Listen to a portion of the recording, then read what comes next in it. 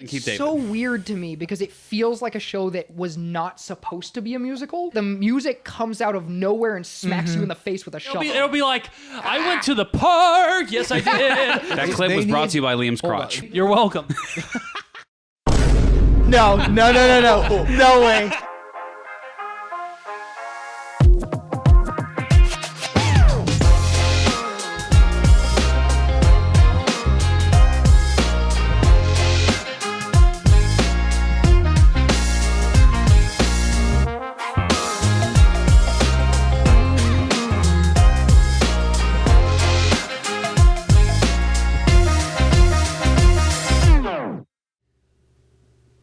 To the one single lady and the gentleman watching this esteemed podcast, I must share with you some grim news.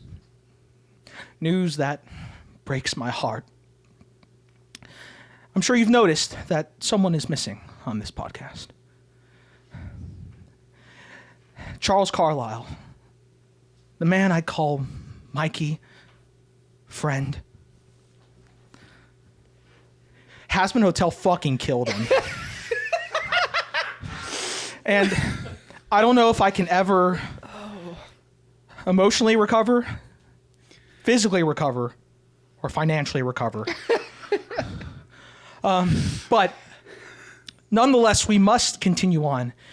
And I could sit and grieve, but I decided to keep moving forward and to bring on the show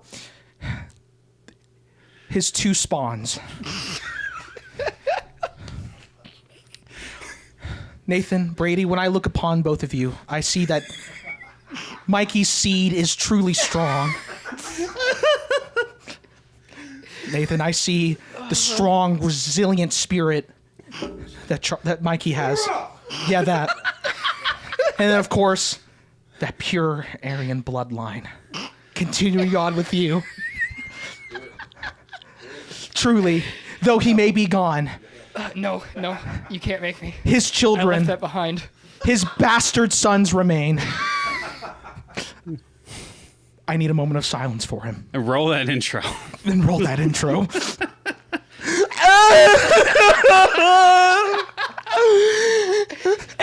He was my Valentino to my angel dust. Jesus. But yes, hey guys, another episode of the Couch Gambit podcast. So Just destroyed the mic. Just destroyed them. All I saw when you did that was just the levels just destroy themselves. well, I can't help myself. I'm super excited because, man, this topic is one I knew we were going to have a lot of fun doing. Now, to get to this was kind of bad, right? I saw the entirety of the show twice, and I saw the last two episodes a third time, just so we can kind of have it more like fresh in our minds. We're going to basically talk about the good, the bad, the ugly, right? Now, sure. Yes. Quite so. Now, let me say this. I'm sure anyone who's paid attention to this podcast, which is not many of you, you probably know that I am the type of person who will bitch and moan about things I don't like. That I think are just awful. That I know are awful. But I think most likely my position here for this episode will be I will probably try to be the most charitable just so the show has a fighting chance. Do I like it? I had enough fun watching it, I guess, for this podcast. Do I think it is a good show? Well, we're gonna really get to that, but TLDR. No. It's not. The first three episodes especially are horrendous. But let us go more in depth before you Hazbin Hotel stands. Have your pitchforks out and exterminate us. Like we're the shitty fucking sinners in hell. Also, real introduction to the two guests on the show. Charles is actually gone. He is not actually dead. But after watching the show, I wish he sure was. Nathan is back on the podcast. Thank you for coming back, Nathan. And then we got our first time guy on the podcast, guy we've been wanting to have for a while. The heir to the Aryan race, Brady. Hitler would be proud. I guarantee it. Wow. Guten Tag. Das ist base. Das ist base. No. Das ist base. No, stop. It's not even 5 minutes, Dak. No. All right. Can we but- not go 5 minutes So without a I Hitler guess joke? so. Apparently not. So for this episode, I think maybe one way we can start off is let's do like an overview, or maybe not overview, but I'm gonna go around to each person. Just give me like a couple sentences worth of what you thought of the show, right? We'll start with you. Hey, Jacob? Yeah. All right, give me your Give me. You want my one sentence review, a quick review, or just like sure. Just let's just see what everyone actually thought of the show.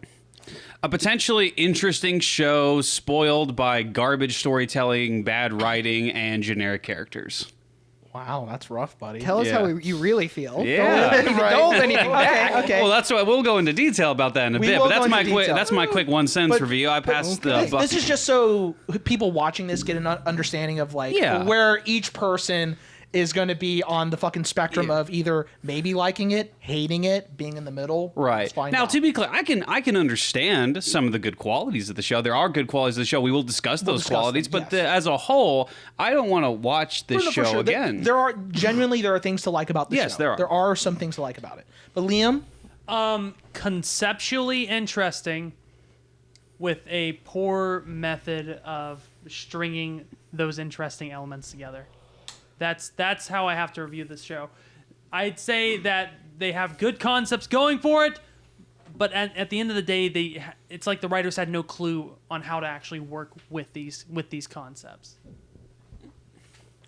I'm 3 beers in and have no videography experience. So this is about to be very honest. Hey, man. And for all you degenerates out there, this is for you. Yeah, music transitions are just ass. They're absolutely terrible. It comes out of nowhere. It like hits you like a sack of bricks. It's really sad. And you know, I mean, if it's worth paying $50,000 to make porn of it, I guess it's pretty good. So he took Oh, yeah, we'll get into He took that. my bit, but that's okay. That's fine. That's actually fine. a thing, by the way. There's mine, a cat bitch. butt in He my saw face. it in your eyes. He knew what So- you were No, no, talking about. Just edit that part out, No. okay? My bit is. I promise my bit will Oh, be okay, better. okay. So, Edit We're it, canceling okay, Nathan. edit Nathan, it so he you're not talks getting first, and canceled then by the it's audience. You're up. getting Hold canceled on. by us. I'm emotionally invested in this shit because I know the guy who paid $50K for that. So whenever I was in basic training, Wait, he is sponsored through other religious affiliates. what? You know that? How? There is a mega conglomerate. Religious affiliates? Yeah, Him? there is he's a very family-friendly YouTuber in terms of like what he makes for his animations online. He's not a vulgar YouTuber at all, so this totally fucked his This career. is such.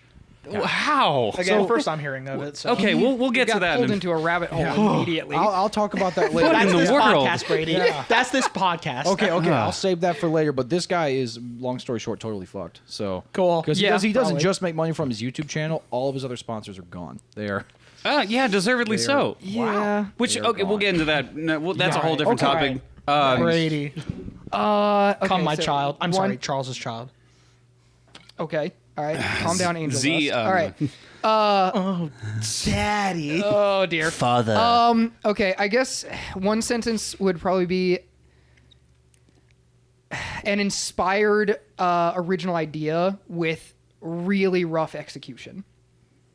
I think that's probably Fair what I'd enough. go with. All right. For me, this is a show that obviously there's a lot of passion for it. There's a lot of love for this from the creator. And I have nothing but respect for what she was able to accomplish, right? That's awesome. And congratulations on, I believe, getting greenlit for a second season. Awesome. Good for you. Good for you. But Undeserving, but I will say, We'll get to that later. there are, and if by the small chance that she watched this, she won't. But honestly, like there are a myriad of issues that need to be addressed, right? And I get it. You only had 8 episodes to work with, and I'll go more in depth. We will all go more in depth on some of the issues we have with the show, but it's just overall not of the best quality that could have come out from this. But there are still things I like. We'll get into it. But yeah, that's kind of what I'll say about it.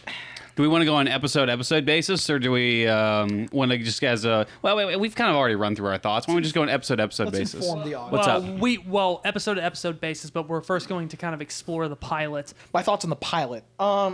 So I think as an episode that's wanting to basically show off a concept, I think you accomplished that. There are still some issues though. This one may seem kind of, I don't know, nitpicky, but you gotta stop with the fucking sound effects after every fucking frame of motion. I'm sorry. It drives me up a fucking wall. I don't want to watch Johnny Test. Okay, that's just one thing. I do think the pilot, while it introduced some, for me, a couple of interesting characters and what it could potentially be. Honestly, the only one that really stuck with me probably in that pilot was like Alistair was probably the best character in that pilot. But Charlie is, I mean, I get it. It's the pilot. They're not, I'm not going to get everything from them, but a lot of them really were just one-note characters, which, to be fair, Angel Dust kind of becomes more of a character. There's more depth to him as the series progresses. But I think as a conceptual episode, it's fine. I personally don't like it all too much. I think there are still some issues with maybe not. At first, I thought the pacing was an issue, but for me, I just think there's just so much going on visually and auditory that my brain just fucking. I don't know if I could keep up with it all. So yeah. And also the voice acting was hit or miss in some places. I think the changing of the cast was a good thing. It's unfortunate that some of the people who took the time to voice characters in the pilot, couldn't be part of the project any longer. That sucks, but that's just kind of how it is. Yeah. I'm going to get ahead of the comments real quick. There's going to be a lot of people in the comments, I am sure, who are just saying, like, it's a pilot. What do you expect? They're just trying to get, like, the main idea across, and the characters aren't going to be fully fleshed out. And to a degree, yes, that is the case, especially because the pilot was 30 minutes long, and it was only 30 minutes long. And it I made had that concession a lot to anyway. I can save you the trouble of responding to the comments because I kind of disagree myself. Well, I was actually going to disagree too. Like, I think there's plenty of things that you could have done. Especially the main thing that you could have done in the pilot is not introduce so many characters and go into the characters that were actually going to be the main ones. I was going to say I disagree with him. Yeah. I like the pilot. Okay. I actually really like the pilot. I think the pilot is actually. Really yeah. You're one of those you don't guys. have to sound so deep. Yeah. No, that was the thing. All right, calm down. Because I remember Okay. watching it like 4 years ago, and I was like, "This is terrible." Because I did see it 4 years ago when it initially came out. I think I saw the clip, the clipped part of just the song by itself, and I was like, "Oh, that's cool!" Like indie animation, they made like their own little character music video thing, Right. Yeah. And then I was like, "There's an episode.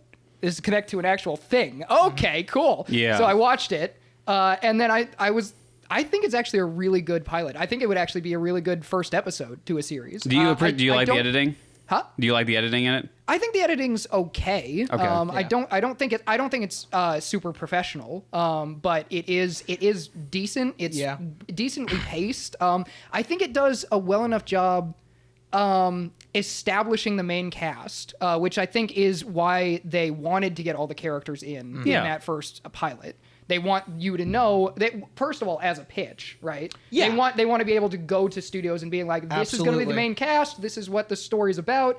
These are the people that you'll be following. But beyond that, even just like if we went back and watched like, I don't know, some of the first episodes of like Codename Kids Next Door or the first episode of Foster's Home. It's like they throw that initial cast at you really quick and they like denote who they are really quickly, try to crystallize each character. So you know something about them, but they can expand on it later. And again, I can concede to that. Granted, it's been years since I've seen both of those shows. That's true, but I'm talking about, but they're comparable because they're for sure. large ensemble cast. I think that's what I was saying is I think at first my issues were what I was kind of with the with the pacing, right? I think the pacing overall is definitely better than what I saw from the first 3 episodes. Oh God, right? Oh, yeah, 100%. Oh, No, for sure. absolutely, yes. No, and like I think my thing was, again, and I'm going to concede that this is probably nitpicky, but it's just something I hate. Again, it's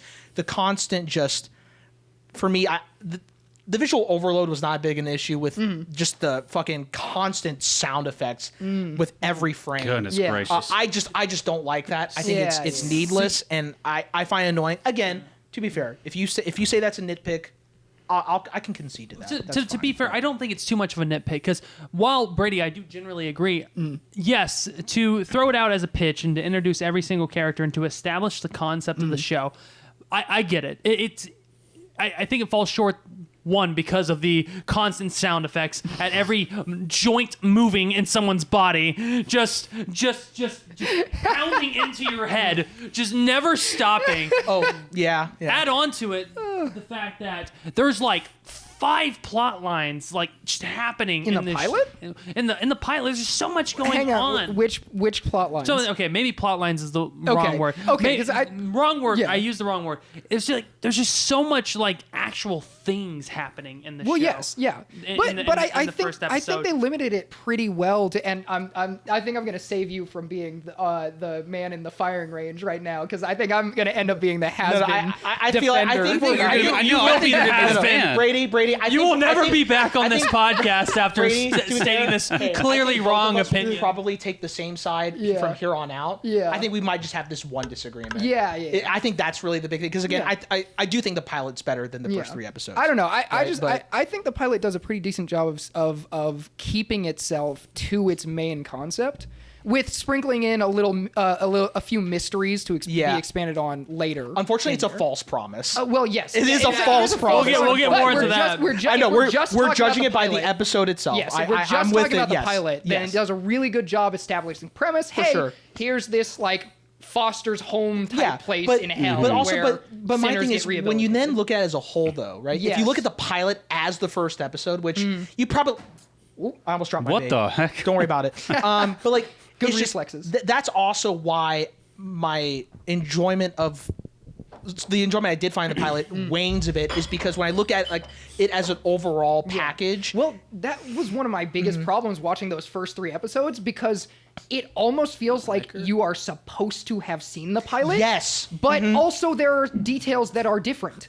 So it's like like the pilot is required reading, but it's not canon, which is a really weird way to structure your series. Actually, is it No, technically not canon? no, No, because it's not canon. Because Right. here's my biggest thing. Because the biggest change they made from the pilot to the series. Okay, and I know I was immediately like, that's an interesting change. In the pilot, they call it a purge, not an extermination, and it's very clear that the citizens of hell kill each other on that day. Okay, it's a purge situation like the Purge movies. Okay, there's no mention of heaven doing it to Yeah. them. They do it to each other. Right. Okay, and then in the series they change it to once a year heaven comes down and cleanses Gotcha. a bunch of hellions. I- So Right. they made that change from. I think so, that's so, less of so a- it can't be canon. So Right. those are 2 very different scenarios. I do want to follow up with that. Like logically speaking, it can't be canon, but I think the intention is that it was canon Yeah. to the series, primarily due to the fact that they even go back to the footage from the first episode to kind of establish the whole concept of the hotel in the first episode of the Amazon series. I think that's more just attributed to inconsistent writing, but I think it's I don't- intended to be canon. I think it know is if it- I don't inconsistent know writing, if but it's also like the big supposed to issue be. is like they assume that you have already seen the pilot and they're just gonna go. Yeah, they're like you're every already character, interested in the every character concept, already yeah. gets a Which- basic which, introduction. by Hold on, the way- everyone gets a basic introduction in the pilot. Yeah. and then they get a even more basic introduction in the first episode. If you're Yeah. going to go ahead and just make a whole series on Amazon, you got to really assume that everybody move, Cat, for the love of God. Everyone has not seen the pilot Yes, because yes, you really want to absolutely. have those people who are just seeing the episode like, That was oh, a I really like that huge fan art. problem with I really episode want to see 1. what this Yes. show is like. You need to give them that big introduction Yeah, you again have to have because a new- other than that, you you're have just to reintroduce the exactly. audience. You're Yes. just Yeah. seeing them again. It's like, remember this character? Like, I don't. No, I never don't saw the actually. pilot. I would actually like you to explain who they are. Absolutely, actually. and Exactly. it's my same philosophy when the Star Wars sequel films, right? Oh, yep. Where like Yes. especially like Last Jedi and Rise of Skywalker, where like they're like, well, if you read the what was it that people say all the time? But if The you did the novels. extra reading, basically, Yeah. you would know why. The extended universe. Oh, Yes. the Let's stupid- understand Hold on, why. let's not get Brady too much into the Star Wars I conversation. should Let's talk about do this. it! I know. But that'll be the next This will episode. be a 5-hour episode. No, but yeah, but like We'll save her afterwards, Brady. I Okay. cannot get behind the oh well, you have to read this extra stuff or watch this extra material to understand the show more, or to understand why characters are the way they are or why they do whatever they do. It's lazy writing. Yes. And like I hate it with a passion. And unfortunately, like Hazbin Hotel does run into that issue. But going back to just how they introduce the characters, the pilot absolutely did a better job introducing the characters. 100%. There's no question. Let's just get into the point that she was reading her own backstory to herself. Hyping herself up because she was sad. The first 3 episodes. We're going to the are first episode like now, I a guess. checklist of like how not to write an it, introduction yes. to a Goodness gracious. story. Oh yeah. It's No, there's a whole thing there. Cavalcade of First of all, when issues. you jump into the first episode, you're already jumping with the assumption that you've seen the pilot. We've Yes. already established Yes. that. However, Already strike one. the big problem is that they spend all this time developing what the story was going to be in the pilot, and then they just change it like in the first minute of the show, where they're talking about the backstory of Yep. of Adam and Lilith and Lucifer being a dreamer, which was very controversial, and Jacob and I will discuss a little bit more on that. We're gonna get into that. Religious bias will come later. Yes. For now, we are simply. Yeah, we are strictly right now. Yeah. We're strictly looking Talking at about the show. premise I mean, itself. but the How- biggest issue in that first episode was just they changed the objective immediately. Yeah, like immediately, the Yes. show is no Immediate- longer about but- the hotel; it's about this meeting with the angels. The whole objective became more of a side point. Yes. From Yeah. from the very get go. Yeah. So you already have a problem there. I mean, if you're expecting that the audience saw the pilot already, you're not even jumping off from what the pilot was Yes, trying to establish. which is what Yes. I was saying. Yeah, that's the issue: is that the pilot and the series don't mesh. So it's weird that it feels like the pilot. You have to have seen the pilot to fully enjoy at least the beginning of the 100%. series. Yeah. When the series and the pilot do not align. Now, to be Michael for a second, I will say the art style immediately is very fun. I think the Yes. art style is very creative. It's very interesting. Again, there's a lot of weird consistencies that are weird in the art style, but I'll get into that later. I think as it stands, the art style is creative. It's interesting. Yes. It's probably the most creative thing about the whole show. The show has a lot of style. It oozes style. does, I think, which yes. is one of the reasons people like it so much, or liked it enough to get it to the point where it has a full Amazon show. So no, it's very stylish, Yeah. and the music, for the most part, is also pretty stylish. I think the music is pretty hit or miss in this regard, right? So I think there are some songs that are just not very good. But how I will say this: the songs that are good, while enjoyable, the ones that are good just don't feel earned. Save for one song, I think, which we'll get to in episode 4. But yeah, like, and also the singing's good. The singing's singing great. is The good. singing's really good. feel like Every- I- the funding went. performance is Yes. really good. Keith- I just don't, other than Keith David, it's so weird to me because it feels like a show that was not supposed to be a musical, and then they just slapped the musical bits in. I mean, in the musical- pilot they had Well, yes, two no, songs, that's right? what I'm saying. It's Yeah. like it's clear that it was intended to be a musical, but the way the music is integrated into Oh, the story, okay, I see. feels really like Yes. slapped in. That's slapped the on. biggest Yes. problem. Like That's it one could of work the as a musical. biggest issues. Yeah. It's Watching it's- it is that the music comes out of nowhere and smacks you in the face with a shovel. 100%. Like, out of nowhere. Even speaking, like sometimes mid sentence, Yep. it'll just break out into a song. The music- so it'll be like, I went to the park, yes I did, and when I went to the park, I slid down a slide, and it's just so abrupt. And then in it your and then it face ends just as that abruptly. you can't even enjoy. And, Yeah. and credit, like I'm with you guys on this one. Credit where credit is due. The music isn't that bad. No. it's Yeah, there are it's several songs done that are well. actually The really voices are good. well. Yes, The actually. the instrumentals are well. But it's just so abrupt that I don't care. That It's- clip They was brought need- to you by Liam's Hold on. crotch. They need to drop an album. it- They need You're welcome.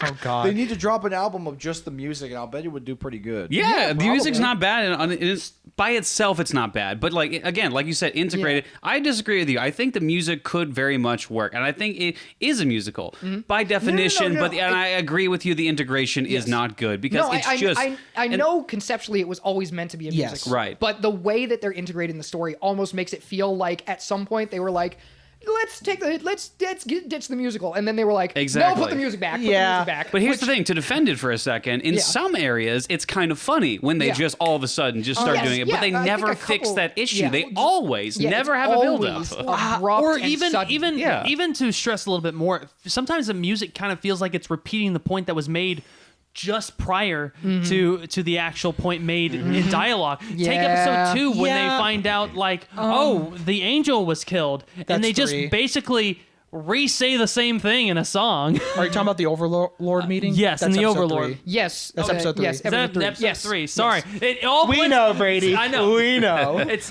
to be fair, the first 3 episodes blend together. So. I'm not sure I'd hop on that one because I think the point of the musical in that one was to show off like the tension between the V's and the rest of the Overlords. Yes. I think that's the point of that.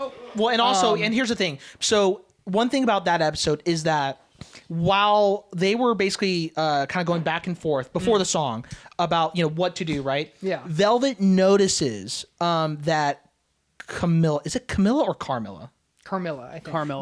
Wait, no. It's Camilla Carmine. Yeah. Camilla Carmine, thank you. I think that's what it is. So she knows that Camilla is like actually like concerned. Yeah, right? yeah. And like the song was supposed to be in a fun way to show Velvet's aptitude in reading people and manipulating the scene. Yeah. Right? That's the point of that song. And also the song was pretty good. Yeah. Right? Yeah, that was actually one of the better songs. I liked one of the things that I noticed. We're jumping from 1 straight to 3, by the way. Sorry. Apparently. What's Sorry, structure? I just stream of consciousness this stuff. I know. That's my bad. But They all blend together. Who but gives please, a shit? after your Yeah, point, it's Brady, fine. let's go back to episode 1 because there's actually a couple other things I want to talk about. Yeah. And then if there's anything else you want to talk about on episode 1, we'll move on to 2. How about that? Go ahead. So please continue your The point. last thing I was going to say, that's one of the things that I did appreciate as I was watching the show, is that the musical numbers seemed to get better as the story went on. Yes. The first few musical numbers, I was like, ooh. Well, This is gonna be rough. also there is one And there's one episode 7 that's not good. Yes, there's one in episode 7. It's one not in great, episode 7 that's not but good. more often than not, the later I songs agree. end up being Yes. better. So, and then in episode 3, it got to that one, and I was like, oh, okay. Yes. If we keep this, I'll be okay. See that song? Okay, we'll talk about episode 3 later. So my thing with 1 is that I feel like episode 1 should have been like the meeting of Adam. Let's be more specific. The meeting Adam and kind of finding out that angels are kind of assholes or whatever, or at least some are. Yeah. That should have been like an episode 4 thing. Yeah, that felt like that should have been like a reveal. Like the thing is, it should have built up to where Charlie's actively doing her best to help redeem Angel Dust and find more people who want to seek redemption. Yeah. Right?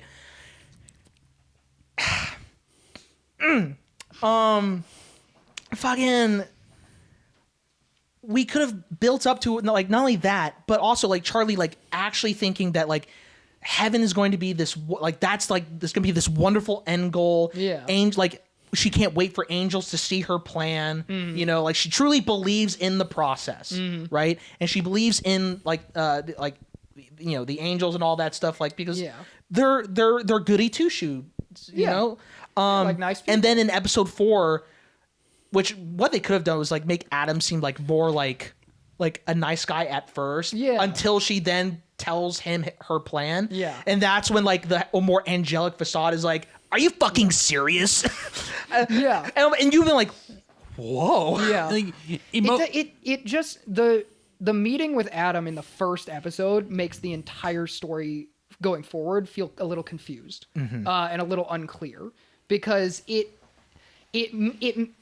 would make more sense if Charlie met Adam like that and immediately was like, oh shit, okay, maybe heaven isn't what I thought it was. Yes. Maybe my whole plan is on a faulty premise. But then she meets Adam and then she's like, all right, full steam ahead. Let's continue with the same plan. That's more of a character. That's more of a problem with her character as it is with the scene. But we'll touch on that later, because that's more of a broad scale problem with her character. I mean, I think if you wanted to just tell the story in one season, which honestly this story probably should have been.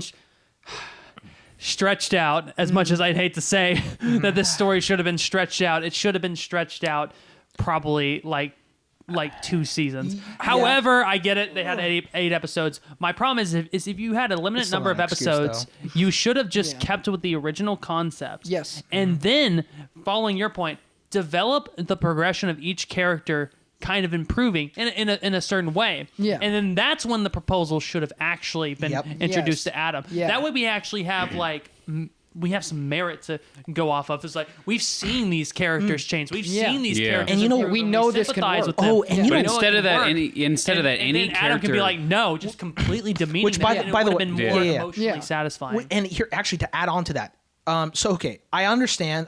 I might actually be in the minority on this one. I thought "Hell Is Forever" was an okay song. Yeah. I actually kind of liked it. Yeah, Hell Is Forever Right? was. it went on for too long. Do you know how much better it probably would have been if it had the build up? Like all of Charlie's dreams, just like the potential for for aspirations coming true, just crumbling down, just with Adam, just like, yeah, it's fucking stupid. Yeah. like it's never gonna happen. Oh, they should walk up the pearly gates. Yeah. After you've seen some of the characters make some beneficial changes, after you've seen like Angel Dust act selflessly, after you've seen something that indicates that like the premise of the hotel is sound. Yeah. And then Adam is like, no, That's dumb. that's stupid. Then you as an audience are like, okay, this dude's an asshole. Yeah. But instead he's like, he is an asshole, but like you don't know whether he has a point or not. And I actually would have liked his kind of more raunchy demeanor. At least I could have liked it if it had that build up. Also, like and like okay, so to go on your point, not necessarily your point. Adam's writing, and really this goes for the whole show. Adam's writing, everyone's writing is such bare bones. It's just basic, and it's like you have the Disney style premise of everything. You got the goody two shoes girl. You got the villains that are obviously the villains because they're written that way. Adam has no redeeming aspects in any way, shape, or form. He acts the same way the entire show. Yes, and you know exactly who he is from the beginning. And where some shows, if you get a character trait and you can understand who that guy is from the first sentence that he says, that's a good thing. But when that's all that person is, and you can understand it from the get-go, that's not a good thing, especially if you're a TV series. If you're a TV series, that's a prime example of how to dive into characters. Game of Thrones. There is so much more to Jon Snow than just the first episode. With Adam in the first episode, that's all he is. And that's all he ever is throughout the entire show. I know I'm going past episode 1, but that's one of the issues with like his writing. Yeah. And everyone's writing, really, because again, it's the same thing with Charlie. That's all she is. That was my biggest issue with that. Yeah. Yeah, because it was just well, I mean- absolute asshole. There was no redeeming qualities Yes. because you Right. want it to be morally conflicting, so you don't know whose side to pick. Exactly. That's what makes it interesting. But no, he was just an absolute dickhead the whole time. I mean, one note 100%. characters have their use. Yes, in stories. absolutely.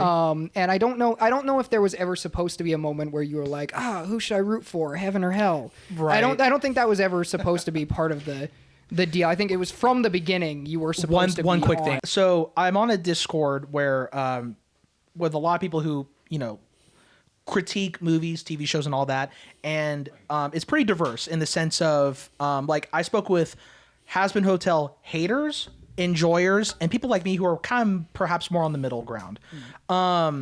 And one of the things that the stands will always say, like, oh, well, actually, Adam has actually more depth because in the last episode No. he smiled at Lute before he died, No, and I'm like, no, no, That's no. your fucking not, depth. That's not depth. That's You- not, no, just own him as a one-note character Yes. and acknowledge that like one-note characters Yeah. can be useful in stories. You can't all of a sudden change your mind at the end. No, and like I don't think Adam being like all he is a misogynistic asshole. I don't think that's necessarily a flaw with the show. It would have been better if he had more character. Very If much, he yeah. had- yeah, and if he had more depth. I don't think it's necessarily a flaw that he didn't. Especially since he's the first man. Yes. You know, yeah. like you'd think that Adam would be like there'd be some more thought put you into him. would think. You Absolutely. would think. Yes. But I don't think it's necessarily a problem with Sure. the show. Sure, That he Liam? acts that way. I mean, for me, like when you say one note characters have their place, sure, I agree. The problem is that they're kind of establishing Adam as like the big baddie of the story, Yeah. and to make him the one note character seems sloppy and lazy. Well, okay, he's not the big bad of the story. He's the big bad of the first part. And then his death is supposed to indicate that there's something more going on. I mean, even then, though, like it takes any dramatic weight out of the show immediately when you just make him an a-hole. Because of course, I'm rooting for everyone else. Well, yeah. Right. I mean, I normally I would agree with you, right? And I probably do agree with you, like in most regards, even with Adam, because a lot of my favorite shows, like the villains, there's so much depth to them, right? Yeah. And like for me, the villain is, and you may all disagree if you wish, right? But for me, the villain is normally like the most important, or at least top 3 or top 2 important things to get right. Yes, because the villain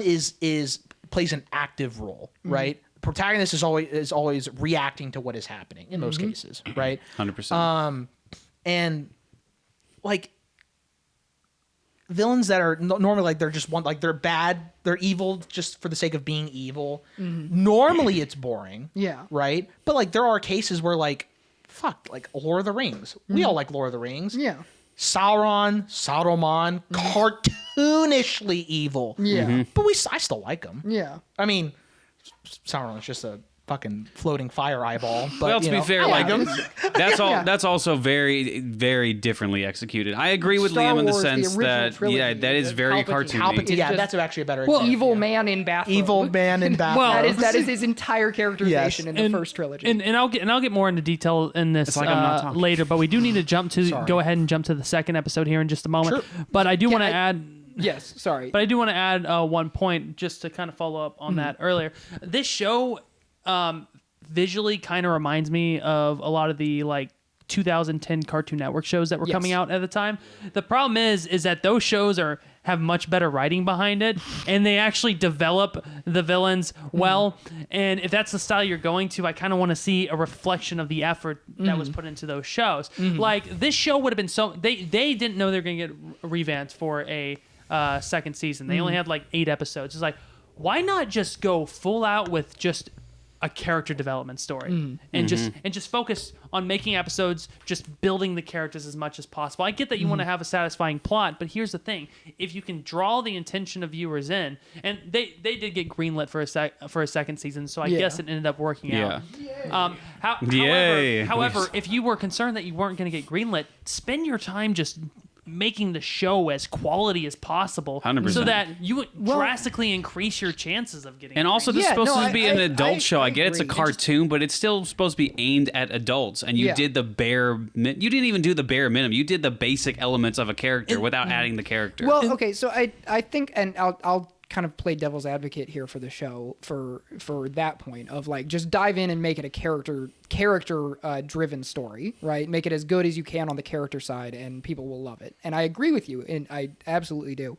But I think probably the original creator had this whole idea for the story, and then they were like, "You get 8 episodes," and she's like, okay, now I gotta pack as much of this story in these 8 episodes as I can, because I don't want to leave it unfinished if it doesn't get greenlit for a second season. So I'll take this part of the story and I'll try to do as much of it in these 8 episodes as I can, as well as I can, which is going to result in I would guess that there's probably some depth to some of these characters that are left in notebooks.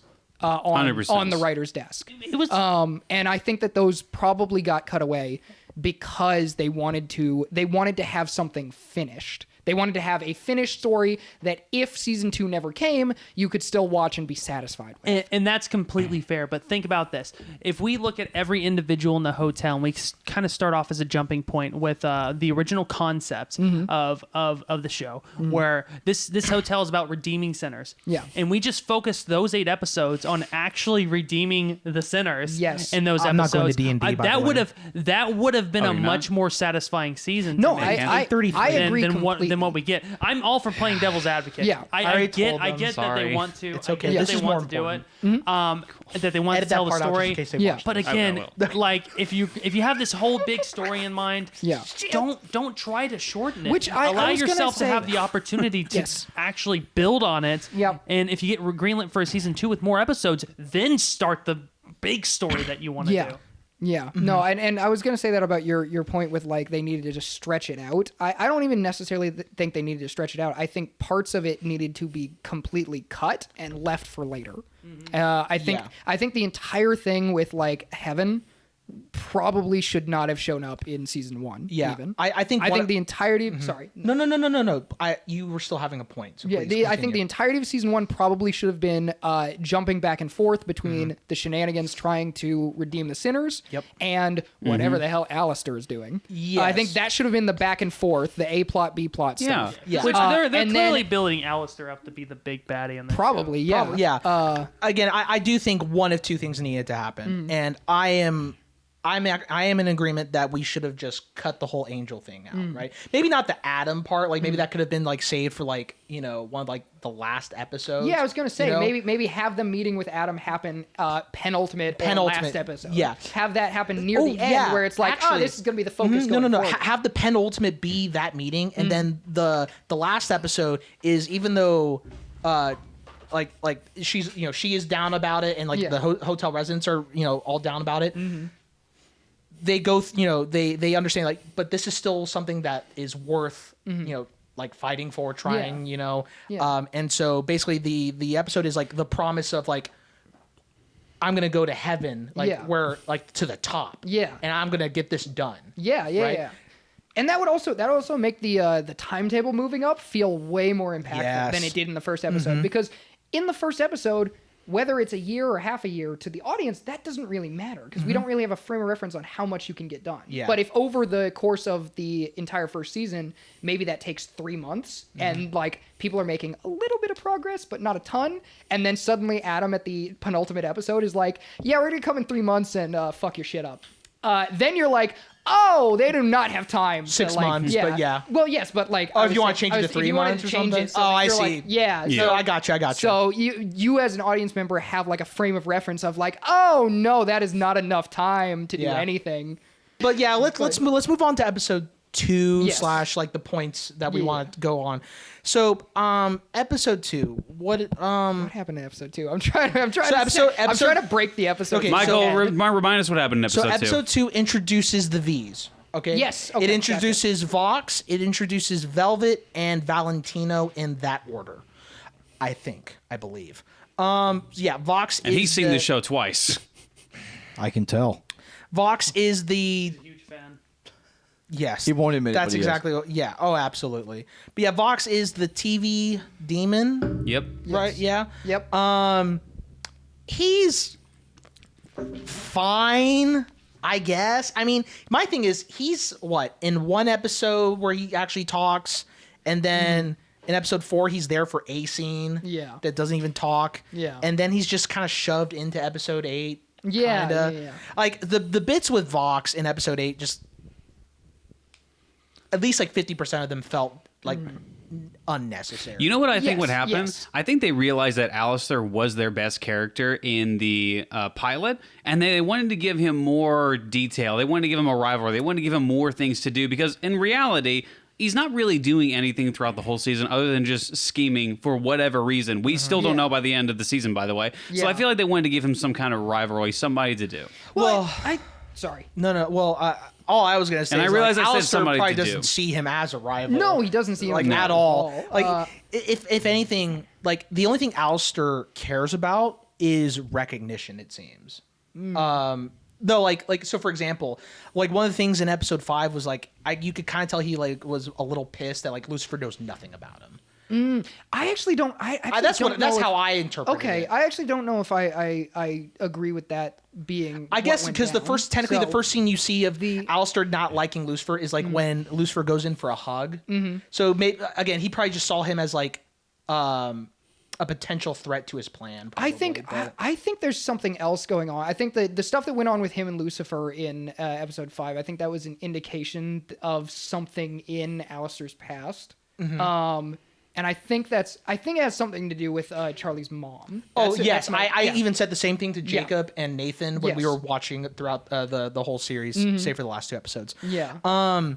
But Yeah, because okay, Charlie mentions in either episode 1 or 2, I can't remember which one, but she mentions her mom's been missing for 7 years, and then literally the Vox, first episode. Yes, in the first episode, she mentions her mom's been missing for 7 years, and then in episode 3, Vox, upon realizing Alistair is back, goes, "It's been 7 years." Yeah. Oh, sorry, episode 2. My bad. You're good. But after he realizes he's alive, he's like, "It's been 7 fucking years." Oh yeah, that's not a immediately, coincidence. And immediately, I'm Exactly, like, yeah. okay, there's something So there. my thing is probably he made a deal with Lilith. Yes, is probably what that's- happened. yeah, that's and the what I'm reason why like Charlie is so important to his plan is that he might want to use her as a means to break the deal between him and Lilith. Maybe. I'm wondering if the deal had something to do with like helping Charlie. Because that would make sense as to why Alistair shows up and is Yeah. immediate like, "I'll help out with your thing because I'm bored." Actually, because if you think I about think there is a possibility that he partially enjoys like something grows on it. I don't think Yeah. he likes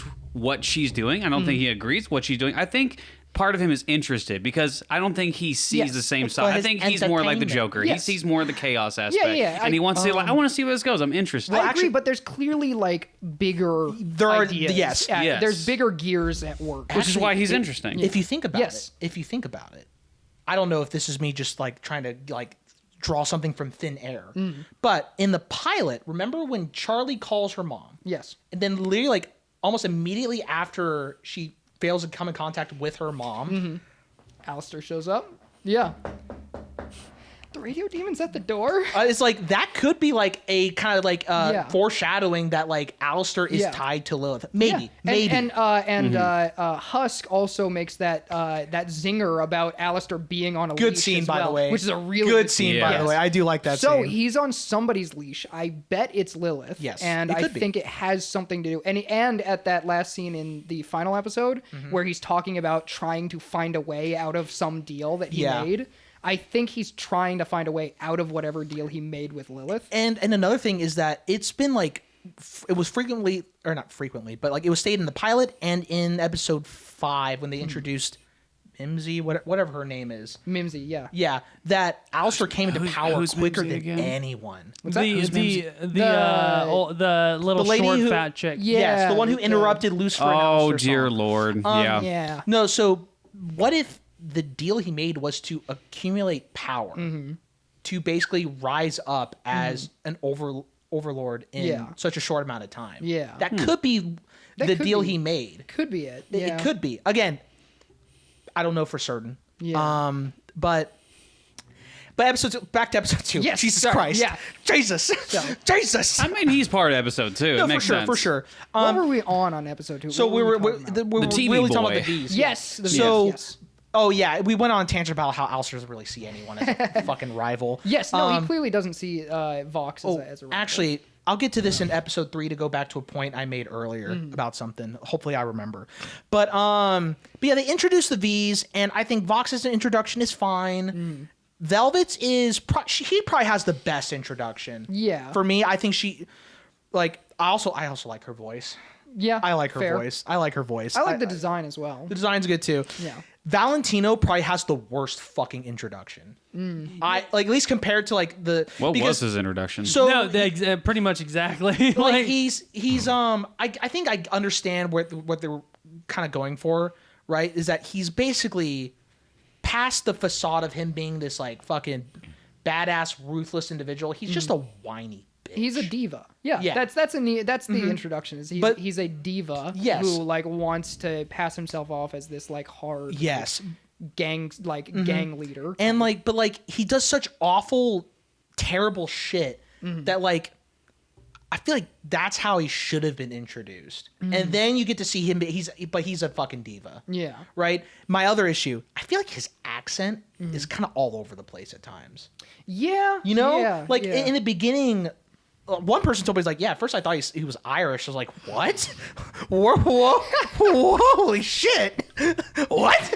But like, Irish. Good lord. yeah, so like, yeah, but like, he goes from like having like a Spanish, Latino, Seems like like a Latin accent. but to then sometimes, just yeah. being like basic guy in America, kinda. Yes. Well, now, granted, you could say it's a facade. It almost feels like a dual personality thing. Like it's whenever he's angry, he seems to lose the accent, right? And then when he's like chill and calm, again, hence why I was thinking like maybe they were going for a facade type of thing, I think, right? which I think is the point because when, and I'm jumping around episodes again, when Angel is going through his phone and listening to the voicemails, like you get that dual personality thing as well. But I think that would have been a better introduction in that regard because you're just left confused for the first, like, he's introduced and like my go-to was like, dude, his accent's all over the place. What the fuck? And then, but if you had just introduced him with like, his kind of, Latino or like, Spanish kind of accent or whatever, right?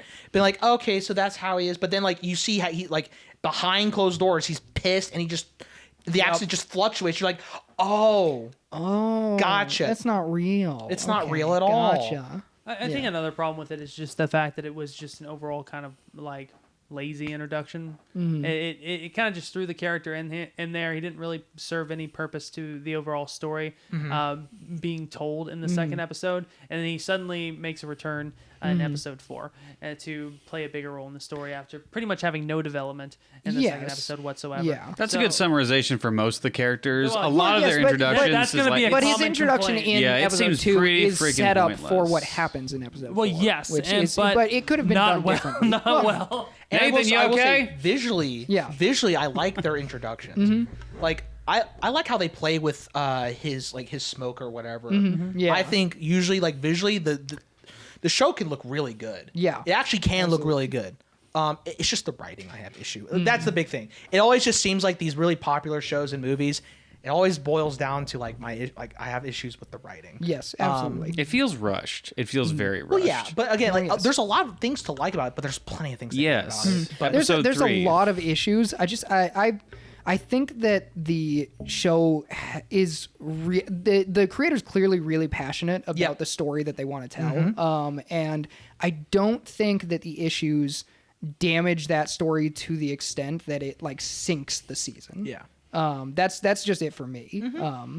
No, it doesn't sink the season. What sinks the season for me, and like I really don't like the show a lot. It's just such bare it.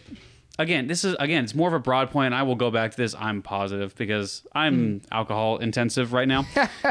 But it's just it always goes back to the same issue. We know where all these characters are going. We know exactly who Charlie is in the very first episode. We know exactly what she's going to do until the very end, and that's exactly what she does. And again, the characters that we've been theorizing about and having a fun time with is the radio demon because we don't know a lot about him, and we're very interested in his character. Again, that's credit to the voice actor. That's credit to the creative and how his voice is and how he approaches himself, why he's smiling all the time. A lot of this stuff is really interesting, and it's left to the imagination. That's not the case for really any of the characters. Not saying that needs to happen for any of the other characters, but it's like, again, it's a very Disney Channel approach to all the characters. Okay. Or most of the characters, at least. Okay. I don't know. I think simple characters can work, especially in shows that are shorter than standard. And to be fair, all the episodes are like 25 minutes long. There's only so much you can do in that episode. And I don't know if that was a constraint because all the episodes were the exact same length. Yes, they were like to the second. Yeah. It's just the logistics of everything, given how many characters the show has in general, that the characters were inevitably going to be simple. Yeah. And that in this case, because of the story she wants to tell, acts as more of a hindrance than it does a benefit. I would agree. I hope that they'll be able to deep dive into some of those characters more now that they've got a second season greenlit. But I think the simple characterization works well enough for the characters for the story that's being told in the first. I mean, I just think there's just too many characters for sure. Like, the cast is unbearably long. Yes, the cast is definitely bloated for a season of this length. Yes, like normally, and let's just consider a 13 episode series, right? Yeah. Normally, introduction of the V's would be like an episode like 3 thing, maybe, right? Yeah, and like you get done watching the first episode, and then the second episode.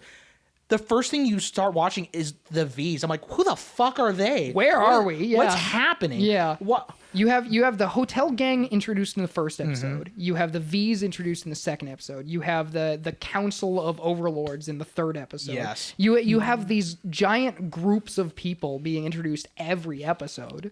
And by the way, all of them are given songs. No, all of yes, them are yeah, given pretty songs much. because we don't even know these guys yet. And they're just given like, here's a musical number. We don't even Yeah. know who No. this guy is. Yeah. I do want to jump to a point here.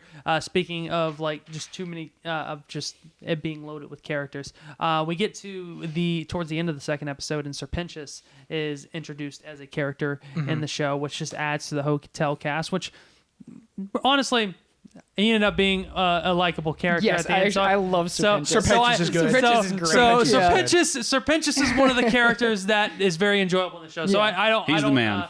I don't have a problem with it. But you want to talk about a whole nother like list of characters that are just being introduced. You just have to look at the very next episode when it comes to yes. the third episode, and we start. Man, we yeah. start The looking at the council and the overlord. It just feels like it's just like here's a new character. Yeah. Here's 2 new characters. Yeah. Oh, here's 3 new characters. Yeah. Oh, here's this other new character. Yeah. I'm like, stop. The Slow down. biggest problem I think in the first 3 episodes for me while I was Mm-hmm. watching it is by the time I got to the third episode and they were introducing this Overlord Council, I'm like, I'm infinitely more interested in every new character than I am in the hotel group. and that is a goodness, yes. problem. Why are you? That is a What are problem. you doing? Why are you giving me more interesting characters yeah. than who are supposed to be the main characters? that was the worst part. Is even though some of those characters ended up being interesting later, Yeah. they don't start. They don't off start very- that way. Like, No. like It's like, Angel you- from the pilot. Angel Dust was a character I thought I was going to hate. Yeah, yeah. And even from the first 2 episodes, it's like,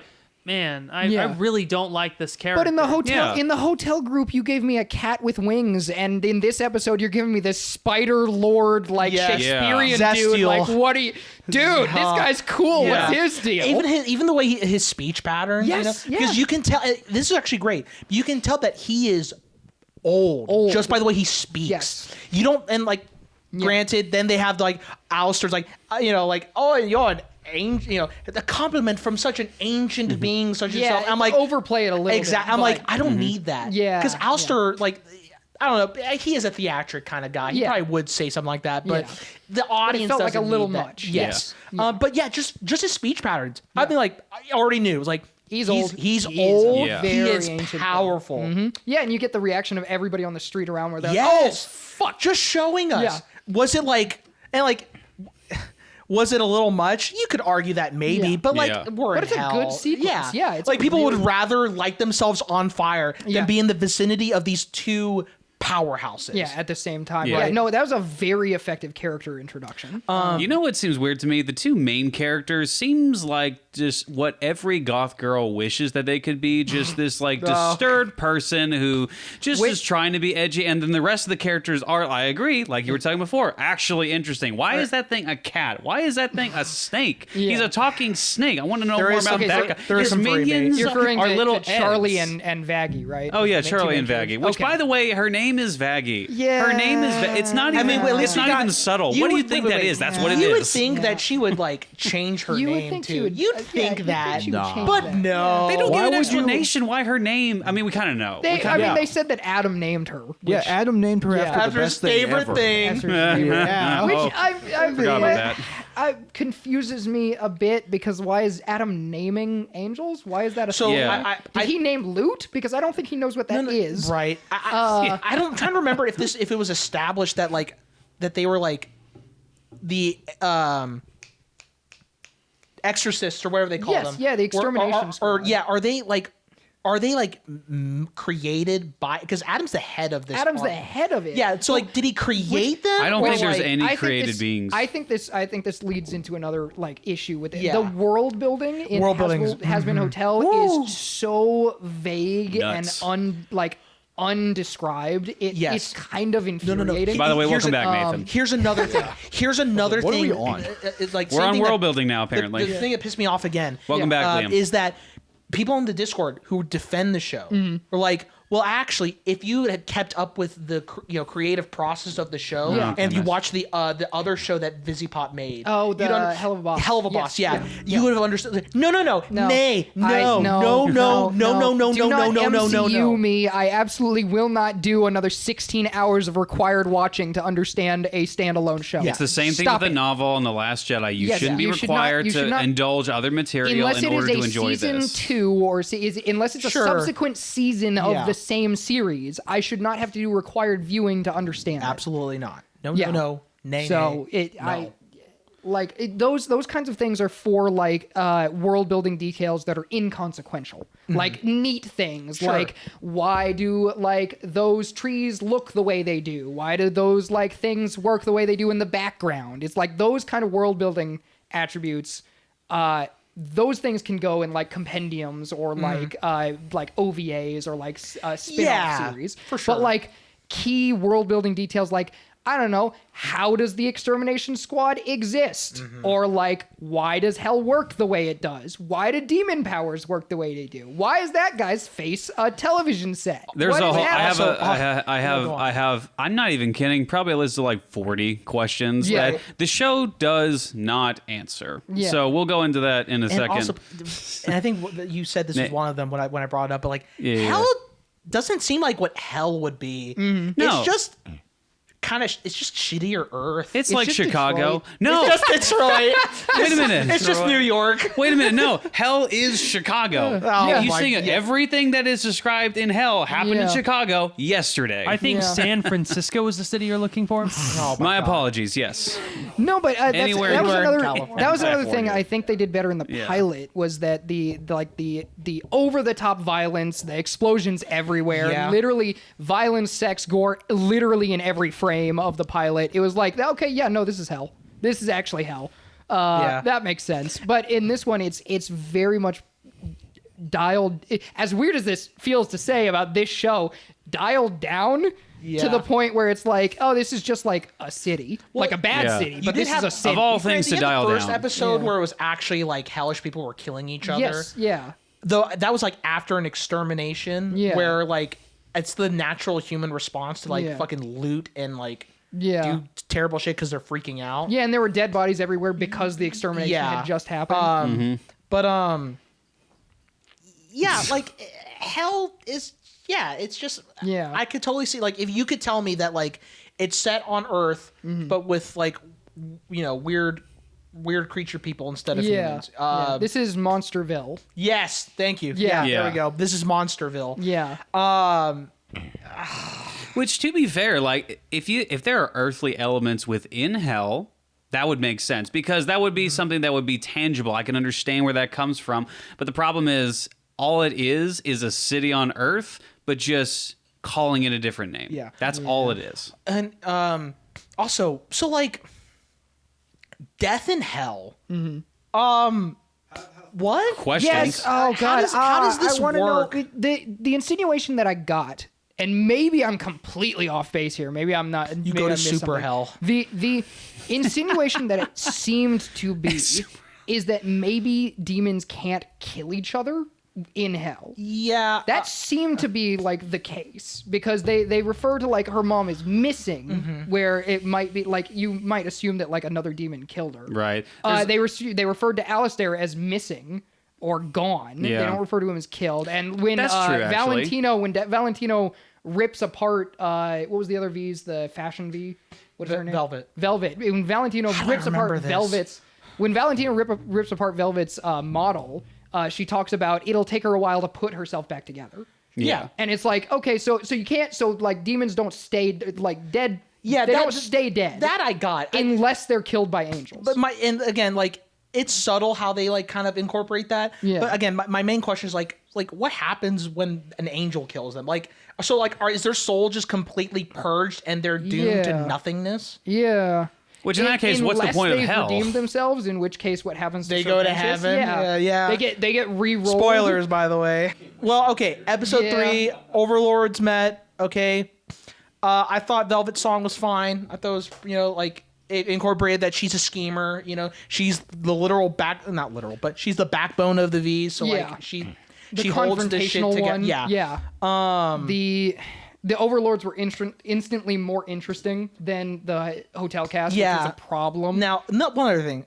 Like, my point when I was saying that Alistair, like, the only thing he seems to, like, hate genuinely, like, or that, like, actually gets something, like, riles him up a bit, is when he's not shown, like, respect or recognition. Yeah. Like, with Camilla. I did like that, yes. When Camilla was like, well, or when Alistair's like, I'm sure you've all been wondering where I've been. Camilla's like, not really. Not really. And Alistair's like, like his smile just like, that's what I mean. Like, I feel like that's the only thing that really gets him riled up. Yes, I do think that he like values respect, but I was saying that I don't think that was the particular issue with Lucifer. I think there's something else. Yeah, going I on think there. I was just like putting like that scene and like adding like maybe potential context, like why he does not especially with how Alistair was poking Lucifer by being like, she's like the daughter I never had. We'll get to it in she episode might 5. as well call me dad. We'll It's get like, into it in episode 5. Yeah. But yeah, episode 3 overall like had one pretty good song, and then Camilla's song was just. Oh, and she shared a song with Baggy, right? Yes, yeah, Kinda. in episode 7, yeah. No, 3. Oh yes, she had where they had the That's what I'm talking about. Oh man, the whole problem with that, where they try to like bring song. two stories together that have nothing to do with each other in the song. Which again, actually, now I'm noticing a pattern. Why do they keep pairing up the only two Hispanic people Racism in the show? Why do they keep doing that? We That's will weird. not stand for it. I'm not saying anything about it. I'm just saying it's weird. Let's get to the next episode. The semi-good episode. Episode 4. The semi-good Actually, the episode. most competent episode. Actually, Yes. really good episode. I Yes. actually liked it a lot. The only episode that actually had me like starting to be interested in the show. I was like, oh, maybe things are looking up. Yeah. Kind of ruins it for me at the end a bit. A little bit. But it was the first episode where I was like, okay, we're seeing some character development. Yeah. Things are looking up. Maybe Yeah. the show will finally maybe it was just maybe we'll get past all the nonsense in the first 3 episodes and it'll get a little bit better. And I will say, it kind of did. Yeah. Not great, but significant. Miles. Whatever's above miles. I can't think of the word. Better. Several miles. Multiple miles. A multitude of miles better. But this episode kind of takes one of the characters that I really didn't like, Angel Dust, and it instantly makes Angel Dust like my favorite character in the entire show. Yeah. Because, and the one thing that I appreciate about it is it kind of gets into subtly gets into like aspects of how awful the porn industry really is, which I love a point being made like that in a mainstream show, especially after like years of people just like talking about how great porn is and how empowering porn is. I love seeing porn being tackled as a negative thing. In By a the show. way, it's really funny that the same show that's kind of making Lucifer out to be like the misunderstood hero, the dreamer, is also just damning porn, which is really fun. And again, the show really does do a really good job. It shows how like stuck Angel Dust is in this industry. It shows that, and again, it shows on a literal basis that this guy's soul does belong to somebody else. Yeah. But it does show like the really bad side that the amount of abuse that kind of person has to go through on a daily basis with the porn industry. And how Angel being a part of this industry and clearly having so many personal problems that he's not willing to get into, kind of develops this persona of just being over sexualized, The hypersexual, Yeah. like The in control, empowered. Which I loved even more. I was like, keep bringing this. Oh my gosh. Thank you. Oh, it's like keep dishing on the porn industry right now. I'm all for it. Yeah. And to the point where the end where Angel Dust is like about to get drugged and Husker. Husker. I always forget his name. Husker comes in and says, "Well, he spiked your drink." He's like, "I know he spiked my drink. You think I can't tell?" I was like, "Man, this is good character writing." And even before that, Really good. sorry. We went from Angel just being this stereotypically like just flirtatious, overly sexualized character to this character just having this broken, very low sense of self and being completely damaged. And it was the first time I was watching the show. I was like, oh my gosh, this is a different show. Yeah. Yeah, actual growth. Crazy. I would take an entire season of episode 4s Jacob? in a heartbeat. Hold on. Yeah. So Jacob had something to say. Yeah, right before that, the scene that you were talking about, he was talking to the dog. What's his name? The dog. Cat. The dog. The Oh, it's a cat. cat. Whatever It's that a thing cat. is. The dog. You Husk. have a cat. Going Jacob. Game of Thrones style, it's dog. Anyway, Husk or Husker. Husker. Yeah. Husker. I he was think talking to it's Husker. Husker. No, he but a couple imme- people call him Husk. Yes, Husk for short. Yeah. when he was talking to Husker in that one scene at the bar, he immediately went back into it, and we just saw a whole song and a whole scene of him going through like the worst abuse possible. Poison, He yeah. immediately goes back and like very comfortably into his old persona of over sexualizing himself. Yeah. In a way where I actually thought there was some subtlety in that. I actually thought there was a lot of subtlety in the fact that he very easily, after all of that, goes back into his character, which kind of shows that he could easily have just had that going on every single night. Yeah. And have just slumped right back into the same over-sexualizing character that he did. And it really shows that people in the porn industry are almost putting on a face. It Yeah, it all the adds time. interest to his character moments in the previous episodes Yes. because of that development Yeah. made in that episode. 100%. I'd say the two things kind of just brought it down a little bit for me. Like, again, I actually genuinely loved the episode as a standalone episode, but there were two things that made me go like, ugh. That reminded me it was Hazbin Hotel. Yeah. For sure. First for of all, sure. the Poison song, while not bad, still felt very sudden Yes. and out of, especially, Starts hold on, so quickly. significantly, like, it's not that the song itself was out of place thematically, it was the style, the beat of the song felt significantly Yes. out of place for the scene that of abuse we just witnessed. That it just made me like, oh, man, you just killed it. It's like we had a serious moment of a character just getting physically abused by someone who is just sees them as a sexual object, and then you're just gonna jump to this whole like pop song. Yeah. And it's just Yeah. like, oh man. And then the other moment that ruined it for me is after the emotional bit with Husker and Angel Dust. The characters just come out and suddenly it's like, there they are, shoot them, and it just turns into a shootout. Are they I'm just like, fucking singing? I'm sorry. I fully disagree. I thought that was hilarious. I did. I thought no, that no. was hilarious. It that was was- like one of the only like cutoff moments that ended a song that like was integrated with the world and with the script. Here's the thing. They're singing. I know. Get them. No, I agree. That was funny. It felt a little out of place. Okay. Compared to what the episode was trying. I would have been totally okay if the episode was just not funny. If Like, it was just like a Nathan, you saw the I do episode. think What that do you think Hazbin about Hotel it? also suffers like tonal whiplash. Yes. Continue though. Yeah, I mean that I feel like the transition was actually I think some of the best we've seen considering it just came out of fucking nowhere, right? Which is sad to say that most of them are so abrupt, and this is the most like close they've had to a proper transition. Mm-hmm. Yeah, especially like the outro of the song. You know, in terms of them getting shot at, like people know why they're getting shot at. Yeah. So, Liam, Well, Yeah. no. So yes, you got I'm so excited. I know. I was going back. So I do agree. This is the one moment where the has-been style kind of transition works.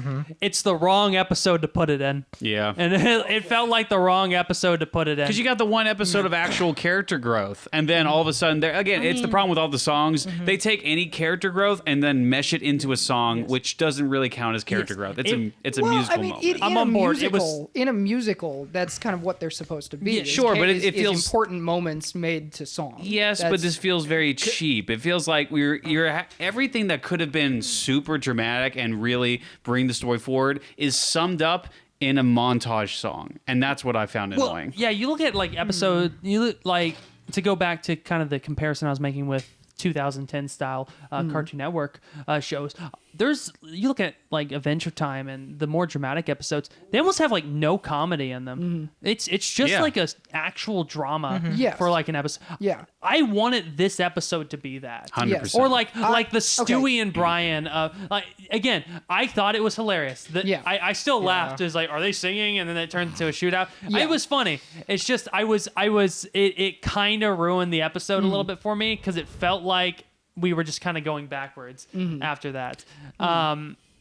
And I was just it kind of left a bad taste in my mouth by the time we got to it. I'm so sorry. It's possible that what is it? Amazon Prime, like they said, you have to have 2 songs per episode, so that's possibly why. I don't think that's necessarily the case because in the 30-minute pilot, that was kind of their structure, and they kind of kept that same exact structure, even if it was like faster throughout the whole thing. They kept that same structure, so I feel like that was part of the creative process. I will say actually, the music from the pilot to what we have now is better. By the way. I wasn't the biggest fan of the, especially like the first song on the pilot. I didn't think it was that good. What are the 2 songs in the pilot? If someone when Charlie is singing in the news station. Yes, I know that one. And the other one is with Alistair. Yes, that's right, Alistair, which is kind of just a reprise of the previous song. So, no, I actually really liked the song from the pilot, and I thought that they didn't hit the point where they were on par with the pilot song until later in the season with the music.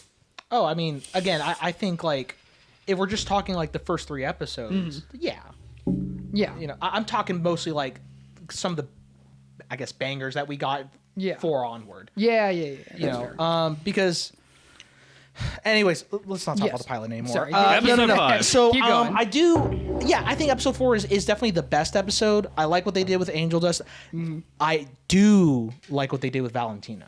Yes. Valentino is such a piece of shit. Yes. And absolutely. like even like the way he treats like Charlie, like he doesn't care. Yep. You know, it is great. I also again how the visuals that they have, like especially like with the smoke or how he blows the fire out. Yeah. But even before that, when he's like standing fucking menacingly, look at Angelos, I'm like, this is like the visually like the show like can make like some really good visual choices. Yeah. And I can dig that. Episode 4, it's the most competent. Dare I say, like it was pretty good. Yeah, it's the pretty first. good. It's the first and possibly the only episode that delivers on the initial premise of the show, which is kind of disappointing because it is the best episode in the season. I do the season. Now here's my issue that Liam actually didn't bring up. My issue with episode 4 is just kind of continue with like I feel like Charlie doesn't do anything until like the final episodes. Like she like it seems like she herself doesn't do a lot to redeem her hotel residence. Yeah. She sends, and again, I get that, you know, it's like, well, she doesn't want to like, you know, force herself onto, you know, like helping Angel Dust, but like it just seems like she's having other people resolve the issues for her. Yeah. Right? Like with Vaggie when they're trying to do the trust building exercises in episode 3. Husker being the one to really like cause like the biggest change within Angel Dust. Yeah. Granted, it still started with Charlie, don't get me wrong. Yeah. You know, I'm sure, you know, but like it just seems like Charlie herself doesn't do a lot. Yeah. And she's the main character. Yeah. Come on. Fuck. Which again, and just to add on that before we jump to the next episode, and also Jacob's questions, but the thing about Charlie is that her character just being like nice the entire show and being one note could have been effective if the original premise was the focus of the show.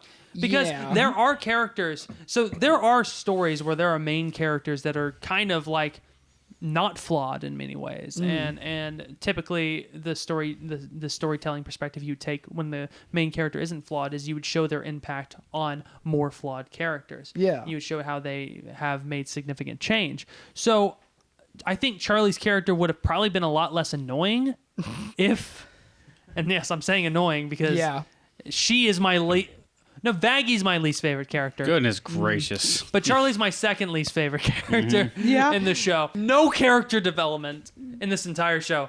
Arguably no character. No character, not even character. Like, I don't even know who she is until, like... She has a potentially really interesting story. I think they just told it in the wrong order. Yeah. And it's weird. By the time a significant reveal that we'll get to later on in the episode is made, I don't even care.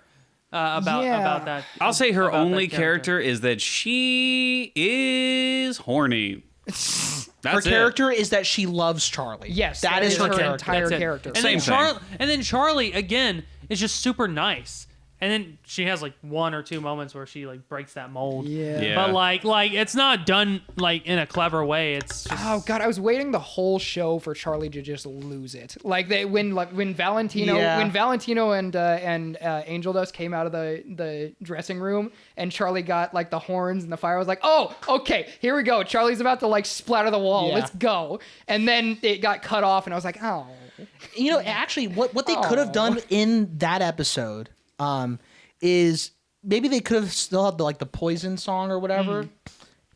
But like then like after all like that the abuse, like that's when like Charlie walks in, right? To like convince Valentino to like Angel Dust have time off, right? Yeah. And like instead of Husker being the one to drag Angel Dust outside or whatever, it could be Charlie just basically like for once like she's taking the initiative. Yeah. And she's actually being forced. Or like you could have had a subplot after that. It could be you could have had it woven into a couple of episodes of Charlie finding a way to get like Angel Dust's contract, trying to find a way to buy Angel Dust out from under Valentino or something like that, trying to find a way to invalidate that contract. make the first season about Angel Dust. Oh my gosh. Yeah, just make the entire season about like You Charlie could've trying done to that. free Angel Dust and trying to make Angel Dust better.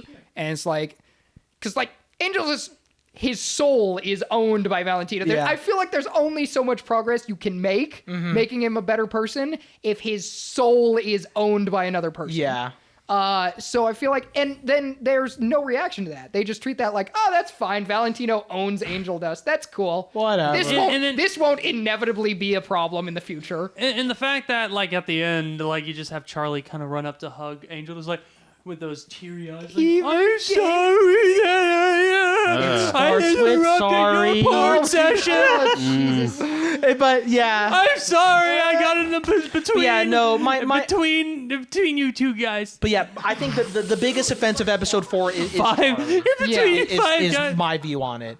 And it's just is not kinda sponsored shows by that Five Guys, Charlie by the is way. just Yes. one of the weaker characters, if not potentially the weakest character. Yeah, and the weird part is that Charlie does fine as a character during like the really plot heavy sections of the show. As a character, she operates fine during like the angel parts. Right. Okay. Brady, but when- bring the mic closer. Oh, sorry. She operates fine as a character during the angel parts of the story where it's very plot heavy and the characters don't have to do the heavy lifting because the plot is moving things around. But as soon as it becomes character focused again, she immediately just drops in like her impact on things because I don't think the writers know what to do with her. Well, I think it kind of shows how empty her character is when the scene really depends on her. It falls flat because there's nothing there. Yeah. And again, They you don't can say know what it's a to- multitude of problems because the fact that you're going to be having a bunch of other characters and taking away character. But I do believe what you were talking about earlier. She's your least favorite character because there is no character with her. Like what Okay. the right takes the Sorry. My the bad. writers Yeah, just yeah. don't know what to do with her in the long, like what her point is, what her arc is supposed to be. They try to like pull it in at the end where they're like, oh, she's coming into her own as a leader, and I'm like, is she now? Is she now? Is that really? was that supposed to be? When was that established? What is going on? All right, but let's. Is there anything else we want to talk about on episode 4 before we shift gears? can we do a speed round through the rest? No, Because that's actually I what I want to actually say. have to go before too long. Okay, Sorry. that's actually what I want to bring up is that Yeah. I think we should at least start doing some of the list. Yeah. And then we can transition back to episodes. And then when you gotta leave when you gotta leave. Okay. So. All right. Gotcha. But yeah, let's go ahead and tackle your list, Jacob. All right, so Hazbin Hotel questions. Again, some of these have been answered because I actually didn't see the last episode before this list, but here we go. Hazbin Hotel questions. How do people die in hell? Is there super hell? Is there super heaven? If Vaggy's an angel, then why did she surprised to know that angels can die? How can angels die? Because they don't really explain that either. How can you have kids in hell? How come people in heaven don't know about genocide that happens every year in hell, even if they have the ability to look into hell? How are people in heaven? How can they genocide anyway? Where is God? Is there a God? Who created everything? What religion is this? Are we talking about, are we the Buddhist religion? Are we the Christian religion? Are we Allah? Probably not. Michael's losing Mormons? his mind over here. Are we the Mormons? I'm not even halfway through yet. Why is everybody in hell an animal, but Charlie's the only normal-looking human being? What's the point of the hotel if you're going to use the lobby and no other rooms, and all the exercises happen outside of the hotel? If people can be rehabilitated into heaven, how do they actually get into heaven after that? If it's possible to get from heaven to hell, and vice versa, why haven't people in hell already revolted and tried to get into heaven? Why is there money in hell? Is there a bank in hell? Is this bank constantly getting robbed in hell? If money is if money is souls, what worse could possibly happen to them when they're already in hell? If there is something worse than hell, then what's the point of hell? Does hell have laws? Does hell have police? If no This is a lot. Is there the equivalent of Donald Trump in hell? Is there the equivalent of Donald Trump in hell? Hitler? We'll get to that in a second. Where is my Hitler cameo? Why is Hitler not an overlord? If no one's around to keep law and order in hell, what's the point of money? Or what's the point of souls? Why is there porn in hell? Isn't hell just bunch of debauchery anyway? How does nobody in heaven understand how anyone actually gets into heaven? You're telling me that no one actually thought of that, how people get into heaven, and when one person questions that, everyone's confused? Why show biblically accurate angels at the very beginning, and then for the rest of the show, everyone looks like a Pokemon? Is Hitler in hell? Can Hitler be redeemed? What about pedophiles and rapists? Adam says he isn't immortal. He isn't a mortal soul, but he was literally the first mortal soul. How is the show about rehabilitation end with a battle with hundreds of people dead? Okay. Well, so we can tackle I don't know if I some can of really. those. Yeah, we could tackle some of them. So okay, the easy one. Here's an easy one. Yeah. The currency one. I mean, yeah, they have money in hell. Yeah, they clearly have an economy. I know they have money in hell. Of some sort. Yeah. Right, but the whole issue is like, How does GDP is? what's the point of? Yeah, what's the GDP of hell? Is it better than America? Roughly. What's the cost of living in infinity. hell? Is it better than up here? And can I go? That's okay. So Vaggie Only if not you're know- willing to protect yourself from being murdered every night. What is the foreign There we policy go. of hell? Shut the fuck up. Do they have gun rights? The foreign policy is very clearly let the other country kill 16% of your population Why does every hell year. have such That's bad the foreign border policy. control? Shut the fuck up. Shut the fuck. It's because border? Greg Abbott's not there. Okay. But okay. No, I Tulsi guess- Gabbard is there. So one of the questions we can tackle kind of easily, I say easily, but like Vaggie not knowing that angels can die. I mean, look, she's just. If you say she's just stupid, I'm gonna lose my mind. It might have just been hubris at one point in time. Like how could angels ever die? Yeah, they seem right? to insinuate that that's what it is in Yeah, the show. that- It's like you know- angels don't know that angels can But die. I was going to jokingly say she's just stupid, but I was gonna move on to like, but most likely it's because the idea of an angel dying is ludicrous. You know what? Yeah. Okay, what I will say is that I'm one of the questions I had was like, how does nobody know that angel weapons can hurt angels? That doesn't know me. Not just like I'm on board with like the idea that angels have so much hubris that they're like, of course nobody can kill us. But you're telling me nobody's ever like dropped a spear and like cut their hand or something. Nobody's had an accident. But Vaggie literally got her Yes, ass Vaggie literally kicked. got her eye stabbed out by an and angel her wings weapon. cut off. So Yeah, like it's she like should you infer that like. Maybe should know- hold on. Maybe that's Yeah. why she. Why would you design a weapon that can kill you? It's a great idea. Typically, the intent of weapons is to kill no, other but things if you like have the ability to design a weapon for a specific purpose, Yes. which it is implied Well, that yeah, they do, that's- why would you make it able to kill you? That's my question. That's the point of my question is like, how do you make weapons that kill demons and you're not aware that they would also hurt you? How does that happen? That is my issue. Which goes to my, and this is entirely like I made a theory and then I was disappointed the theory was wrong. This is entirely on me. But when they were talking about like how did they kill the angel? How did this happen? I was so disappointed that the result was like, oh, they just used the angel's weapons. Yeah. It's like because when they were talking about that, I turned to my little brother who I was binging the show with, and I was like, I have a theory. Okay, here's my theory, and this is why nobody's ever killed an angel before, because this is a very rare occurrence. Okay, you can only kill an angel if you are attacking them to protect someone you love. That it is a situational incident. That would have been so much you can better. That would only have made a kill lot more angels. sense. You can only kill angels if you're killing them out of love Yeah. for someone else. That If would you be kill better. them because you hate them, And then it doesn't Nifty do anything. And then Nifty stabbed And then at Nifty him. stabbed him. Yeah. So I thought By the way, that was with gonna not be the thing. a I thought weapon, that gonna was be an the thing, angel's and I was weapon. really excited to see that reveal. And then they were like, "Angel steel," and I was like, "Oh, Yeah. okay. Oh, also, okay. Speaking of the angel steel, like Camilla's heels, they bother me. They fucking bother me. So she's just constantly walking on her fucking tippy toes. What? I don't understand. How does an angel weapons dealer? Oh, yeah.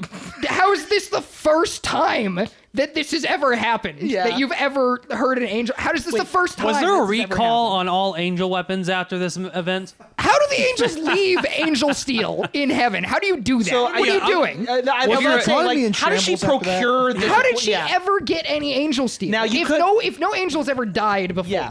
how So, did they leave I will say, weapons behind? Now you could maybe make the assumption that angels, again, in their hubris, right? Yeah. They just threw their spears. they just threw spears and didn't retrieve them. Yeah. Does you could convince me of that. Yes. but But we're not shown that, and like Yeah. that's just me making an inference that, or just a yes, a you guess. could easily Yeah. convince me of that, but you didn't show me that, and so Yeah. it's so weird that you're like, we have literally 100 angel weapons just sitting around for the cannibals to use. Yeah. Where, how, why, when did do you have a supplier in heaven? Is there some backdoor deals Now going that- on? maybe that could that be would be interesting. interesting. That would've been That would have been interesting, interesting, actually, but they didn't do that. What if Lilith was like the like? Because I think she's playing both Wait, wait, sides? wait, She's playing both quick sides. question: Does the extermination work like a real war and boost the GDP of heaven?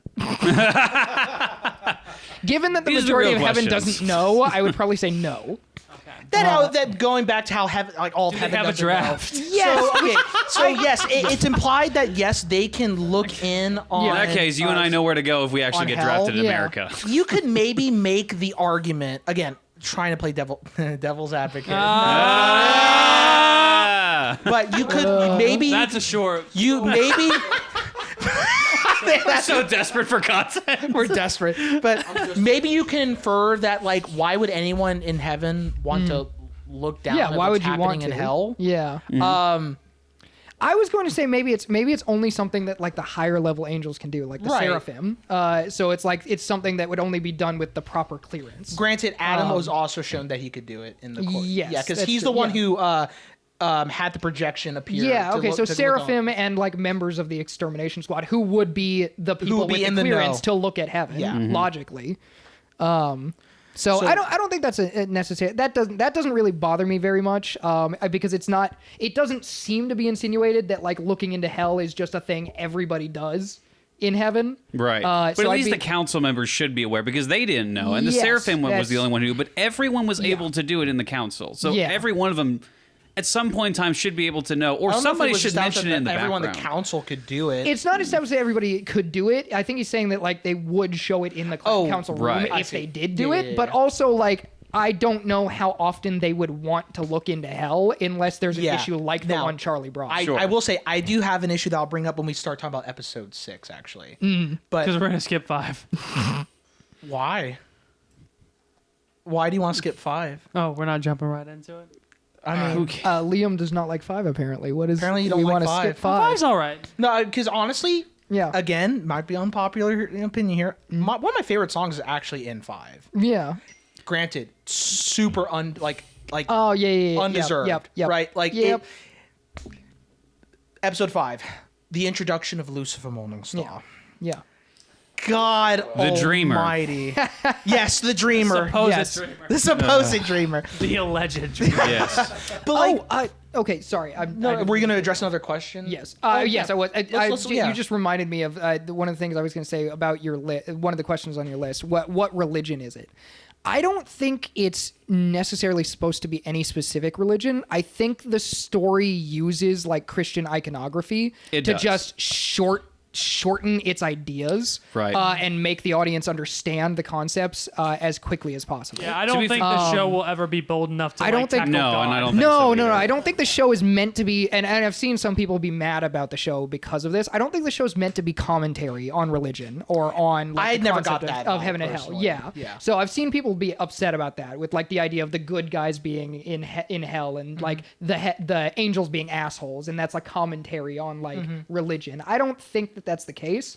I really do think it's just them trying to use the iconography to shorten these ideas and get them to the audience. I think it is efficiently. commentary because everything is commentary now. I think everything has to have I a hate message that and everything perspective, has though. to have I don't that. wanna- I know you hate that perspective, but I think that that's exactly what it is. Now, you could definitely say that they approached it in a way where it could easily be like distributed to the masses in a way where it's not necessarily the most offensive thing in the world other than just calling the devil a dreamer.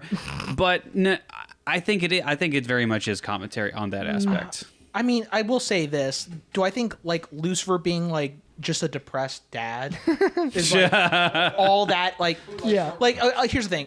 I feel like there's just not it feels so safe. Yeah. Yeah. Yeah. Does that make sense? I don't Yeah, know if that it makes does. sense. Like Wait, can you expand on that a little? well, bit? like cuz like I feel like Nathan, there's what'd you say? at least my vibe from him in episode 5 like there just didn't seem like there was a lot in like I feel like we didn't get enough of him. They might have had that consistency where they Michael. didn't want to take a position on his character of like which religion it would be. So maybe they made him very ambiguous that way on purpose. Yeah. Yeah. You know, Tori, he's just a depressed dad who likes rubber ducks. Yeah, So and like that- the thing that I'm bringing up that Oh, we feels, did like rubber ducks. That was no, all and a the weird thing that feels safe Yeah. is Well- that like there's no like edge to him in the sense of like there's no yes there's disagreement between Charlie and Lucifer, but like there's no like how do I put this?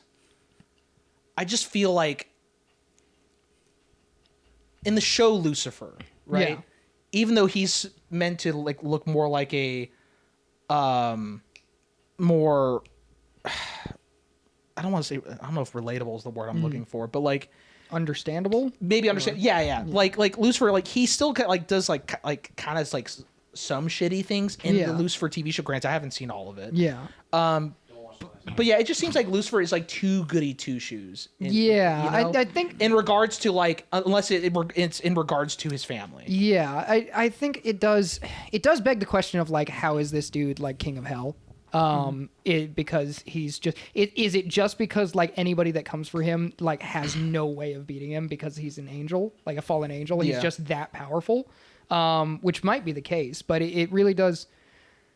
It seems to go with the idea that Lilith was like the real mind behind hell, behind how everything Well, I mean, because it was established in runs. episode 1 in the Yeah. exposition scene that like she's the one who caused hell to grow in power. Yeah.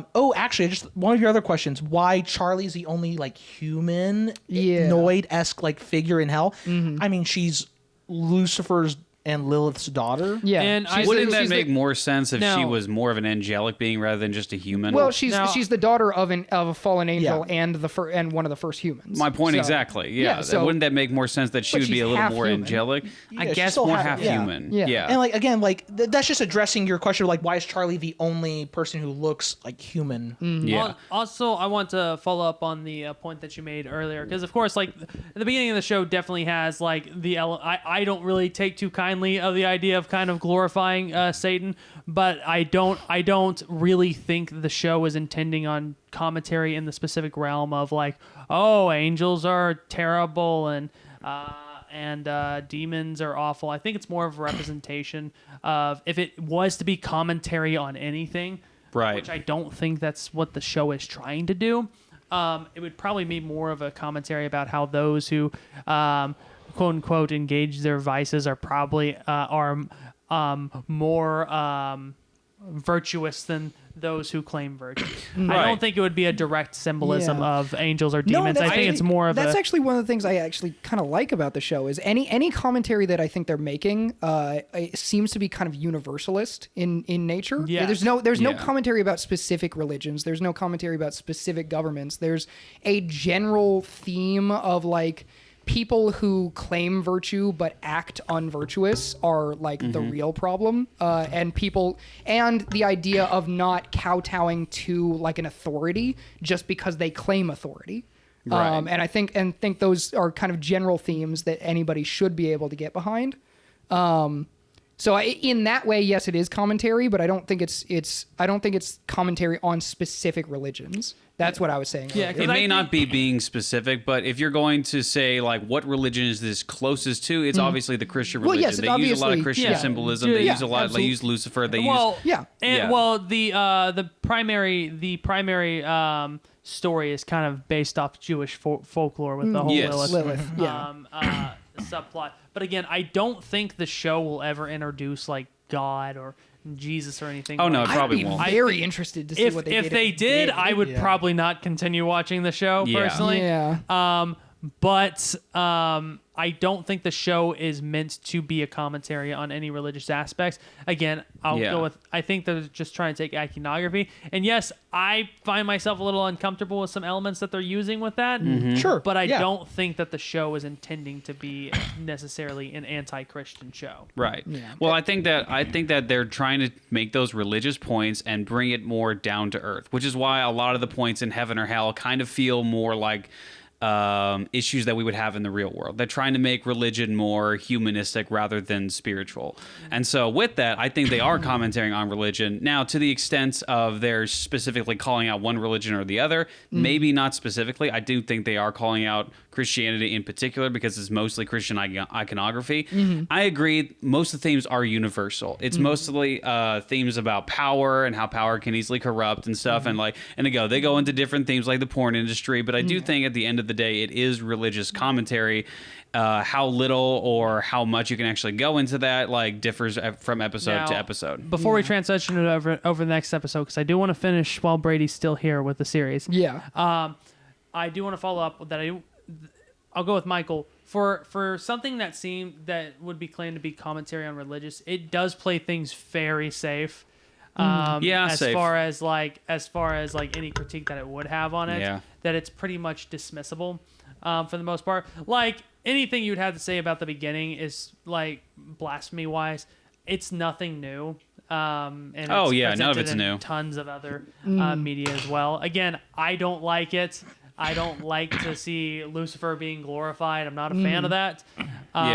However, I think that that's kind of the extent of like the anti-Christian rhetoric that would be present in the show. Right. Yeah, I think they would have gone much harder if they wanted to be. I feel like that's more of a general point that just kind of established the main human element, Right. And less of a distinctly religious element, which Yeah. would be more in line with satanic theology, because Theology. Satanism is a fake religion. Fair. Yeah, no, fair. Das ist wahr. that a bunch of best. edgy emo kids join because they want to have tons of degenerate sex and do a ton of drugs.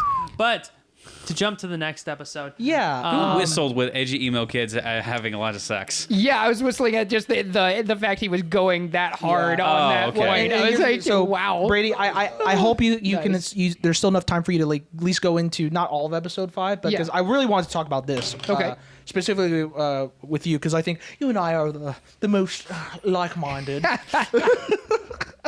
Maybe. Of course, sir. Of course, sir. But of course. But of course. Okay, what are your thoughts? Well, no, so because we talked about it before, Yeah. right?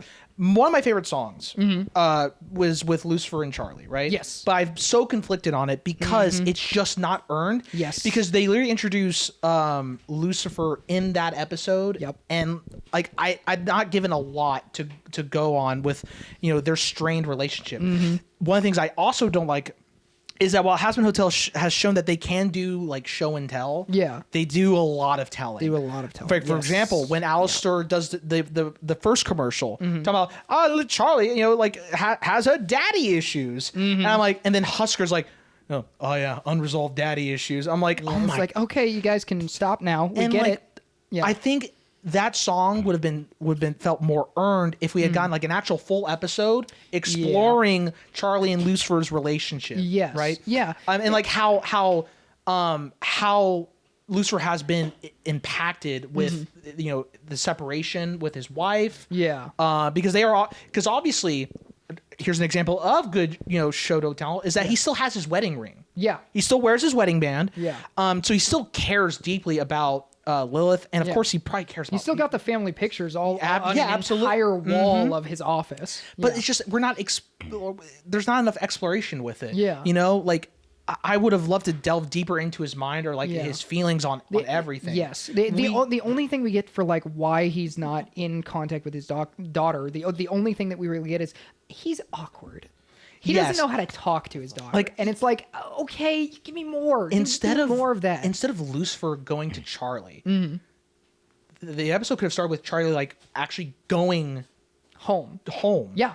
Right? Yeah. And you could have introduced like Lucifer, like being depressed and the rubber ducky thing. Yeah. And then like that was my favorite part of Lucifer. And like you could see him just like freak out when like he opens like who the hell?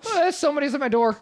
And then like what would have been really funny is that when he opens the door, he looks up just to do the short joke that he's short. Dude. Yeah. Which by the way, I do like the short king funny. joke. Short king. The short king was pretty. The short king joke was good. No one can convince me otherwise. My biggest issue with that, the song that you're talking about, was just that Lucifer fielded two issues with like making a meeting with heaven for Charlie. Yeah. One was, I don't think this works. Yep. I don't think a person can be redeemed. I think that they made their choices while they were alive. They're here. They're always going to be here. And it makes sense for him to think that too. Which it is entirely logical. Honestly, it's entirely logical for him and anyone to think that at this point in the story. The second thing is like...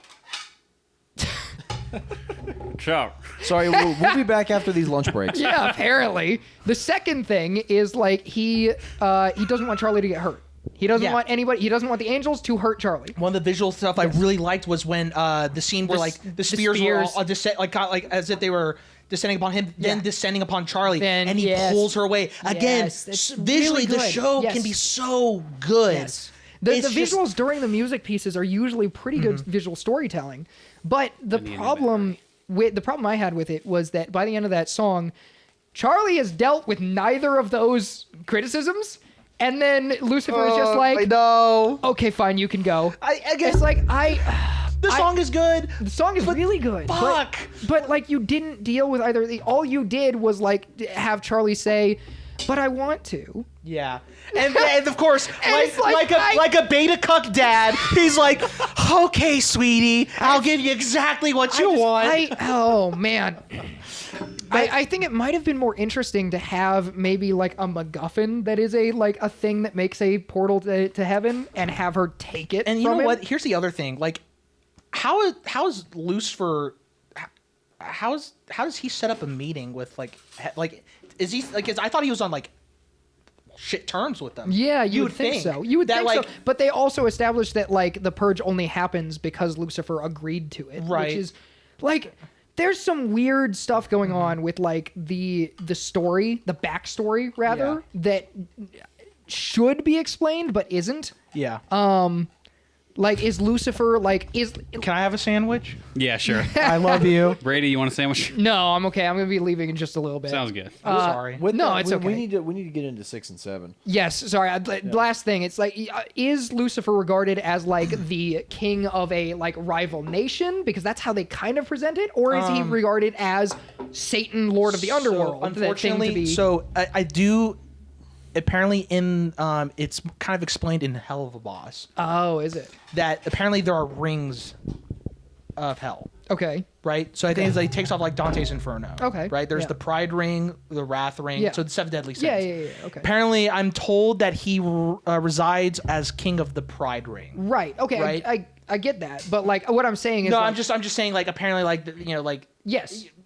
Again, it's extra material shit that doesn't matter. Okay, we might see the other 6 rings. That's interesting. That's an interesting thing I didn't know. But what I don't think that really answered. I'm not saying you're not answering, but the show isn't answering the question that I'm asking, which is like, is he regarded as the most hated and disgusting thing in the universe, or is he regarded as king of a rival nation that can be negotiated with? Right. Because it kind of wants to have both. Mm-hmm.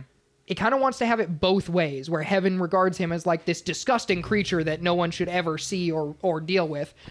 but also he's like a pretty reasonable dude we can negotiate he can with. set up negotiations. We can set up negotiations, and if he gives us a call, we'll meet somebody at his request. Yeah. It's like, what? Well, no. So, I mean, he definitely set up the meeting with Heaven for Charlie. Yes. The meeting that he was supposed to take part in with Adam, I think Adam probably set up that. Probably, but the fact that they were having a meeting. Exactly. Yeah. For sure. So, let's jump into 6 and 6, 7, 8 real quick. Yes. 6. It has the best joke. Hold on, back. Oh yeah, okay. 6 that's The best joke. 6 What- has what's the best comedic value out of any of the Serpentious. episodes ever. It's Dear so fucking good. Yes. Nathan, tell the joke. Yeah. So you guys know Serpentious, right? You know the boy. He's the best. Oh yes, Right. you know. Yeah, so they're in the yes. club. They're like, okay, we want you guys to have a good night before shit goes down. So let's all go party, right? So they all go into the club and they're all having a good time. And who's the Cyclops bitch? I forget her name. Cherry Bomb. Cherry Bomb. I can't believe I fucking remember that. I'm actually shocked you remembered that. Yeah, so Cherry Bomb and Serpentious has a real big thing for her, and he keeps trying to hit on her all night, and it's just not working. So anytime he thinks like he's going to get rejected or something bad's going to happen, he just, says it out to the world that it was for everyone. So like he was like, how about I buy you a drink? And she's like, why would you buy me a drink? He's like, because I'm buying drinks for everyone. Hey, I bought you a shot. Yeah, and then Why'd he you does buy it me a with the shot? shot. Why'd you buy me a shot? Because I bought shots for everyone. Yeah. And the best and then, part. Yeah, and then the best part towards the end, for some reason, they have a sex room in the club. Like Because it's it's just hell. a sex room on. Yeah, I guess it is hell. So I mean, you can expect anything. But yeah, he's like, hey, how about we go into the sex room? Sex room. And he's like, oh, so you want to have sex? Why would we have sex? He's like, because I'm gonna have sex with everyone. And then he proceeds to get raped. Then he for gets like 30 dragged into the sex room by like 10 people. There's a lot By of the time- sexual assault in No, this the show. best part. By the time he gets out, he's like, "Wait, where did Cherry Bomb go?" And she's like, "You know what? I'm gonna go have sex with the first guy I see." And it's not. And she's just entering It's the not room. She's Serpentious. just going in the room with It another is dude. not Serpentious. And he's like, oh no. surprised he didn't kill himself right there. Well, Beautiful comedy. So- so Pretty good. okay. No. But I also really liked the character development for Angel Dust in that scene, or in that episode. That was probably the highlight of the second half of the season. I will say yes and no on the Angel on Okay. the Angel Dust thing. It felt like Angel Dust kind of had too quick of a realization within the bar. Like he started out going out to do bad things. Like, oh, he's doing bad things. Like, no, he'll do good things. Watch, and then he's immediately doing good things after they're like, oh, look, he'll do good things, and it's just like, well, it seems a little. He gave into it a little bit. Yeah, I think. Okay. Yeah, I think that was part of the whole point of the thing was that they were ready to immediately write him off because he indulged himself a little bit. But then he knew where to draw the boundaries, and he was acting responsible for other people, and he was being selfless. And so it showed that like one decision doesn't define a person. Like, yeah, shit happens. Like people have a few drinks. Like, relax, guys. Also, what I did kind of like I guess it was like the execution wasn't the best of it. Okay. But yeah, I definitely.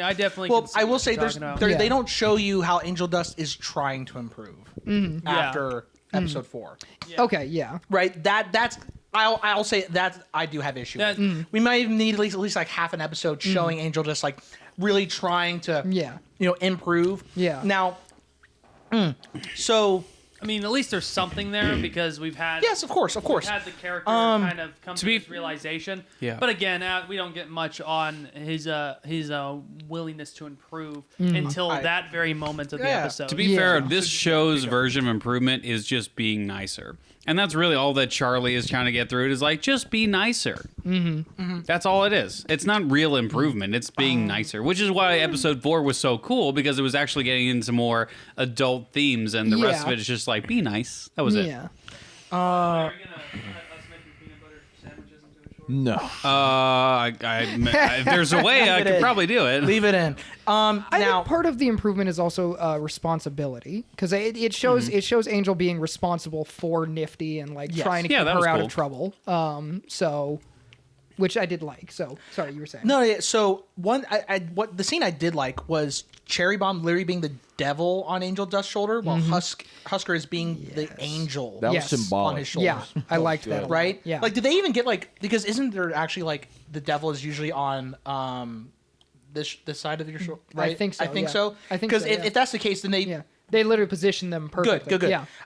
Like that's the vibe I got, and I was Yeah. like, I like this. I dig this. No, this is good. This is good stuff. This is good stuff. Yeah. Speaking of Husker, one thing about episode 5, I love the scene between him and Alistair. Yes. Super yes, good. Super good. Absolutely. I won't go into too much detail because we're on 6, but I just wanted to let that be known. No, really good indication of like backstory that we haven't been told yet, and like mystery and stuff. That it's just really good. Yeah. Now, the court scene in heaven. Yeah. So like, Yikes. if there is, if I'm wrong to think this, please let me know, all of you. But like, is it really not like a potential concern that Charlie during the court scene is just going to like bring up like, and it's unfair that you just get to exterminate my people, blah blah blah, and then like, because Adam's the one who fucked up. Yeah. But like, did it never cross their minds truly that Charlie Charlie might was bring it going to up? bring it up? Yeah. That's like, you could be like at least bring it up in a Yeah. conversation. Yeah. That's everything's like you know, and like what if the Princess of Hell brings up the the extermination? Yeah. You know, how are we gonna cover it up? Yeah. You know, blah blah blah blah blah. Yeah. Right. And then Adam would be like, chillax. You know, like who would believe her? Yeah. Nothing. I just needed Yeah. that. I needed that, Yeah. and then I'm like, Yep. cool. I can Yeah. now forgive it. Yeah. But they don't even bring that up. Yeah. That's not even a concern in their mind. Seems like By the way, The not concern is that Adam will bring it up. Yeah. Not only which was that, ends up happening. It ends up but- happening. So like they Yeah. know who he is, I suppose. Yeah. But yeah, no, that is, it's very strange that they don't like register that and Yeah. don't deal with that. not because only you was think that an issue, but like they didn't even. What the? Yeah. No, I mean, not only was that the part that, again, you didn't even consider that she was going to bring up that part, but they didn't even. Again, this goes back to one of my questions. None of them even know what it takes to get into heaven. Yeah. No, and again, like Adam, I understand like you're making him an idiot character. Okay, sure, he made up a stupid reason. Okay, nobody else in the room had an answer either. No, Is but everyone I else think as stupid as Adam? No. I don't think it's a stupid thing. I think that goes to like the show's theme about blind faith in authority. Like they assume that these things work because this is the system. This is how the system's always worked. There must be a reason that it works Sure, this way. but there could have been an easier way to do that than utterly destroying the world that they just created. Because you telling me that absolutely nobody in this council of people in heaven actually knew what it takes to get into heaven? No, people show up at the gate. They're in the book. That's the deal. Yeah, That is how it's worked. That's how it's always worked. We do no, that they're because talking it's about the way like, that it is. What is it like? What does it morally take? Because that's what No, that's but what they were talking about. That's what I'm saying. They don't care. They that is the way that it works. They believe everybody here is a good person because they show up here. Obviously, they're a good person because they're here. Okay, and Yeah. and I agree with that. Yeah. I just wish they showed that better than what they did. I just think the way I thought they showed portrayed it was it weird. pretty well. The fact that they're all like, "Oh shit, what does it take to get here?" The fact that question has never even come up. Well, I know, that's what makes them think they're and you can idiots. also Go ahead. you can infer that like for most people it's like, why would they care? Yeah, Like, I'm in heaven. Okay. yeah. Who This gives is a fuck about fantastic. anything Yeah. anymore? You could make that inference. Like, Yeah. they don't explore that really. Yeah. So like I see both sides. Right. Okay. Yeah, I understand what you're saying. I just think I don't think that there's a part there, or I don't think that there's a scenario where they look up and they're like, "Hey, do you guys ever wonder why, like, what it takes to get here?" Yeah, I just I don't think there's a scenario where they do that. I think that they go along with how everything's been set up because that's how it works. And Sure. that's how it's always worked. And so they don't question it. And maybe that's how it is. And I agree. yeah. That is a strong possibility. That's exactly how the world works. I also think there's a possibility that you're giving the writers a little too much credit. Maybe, but that was the possible. the impression I got from the episode. So Maybe it that's- was. Maybe yeah. it was.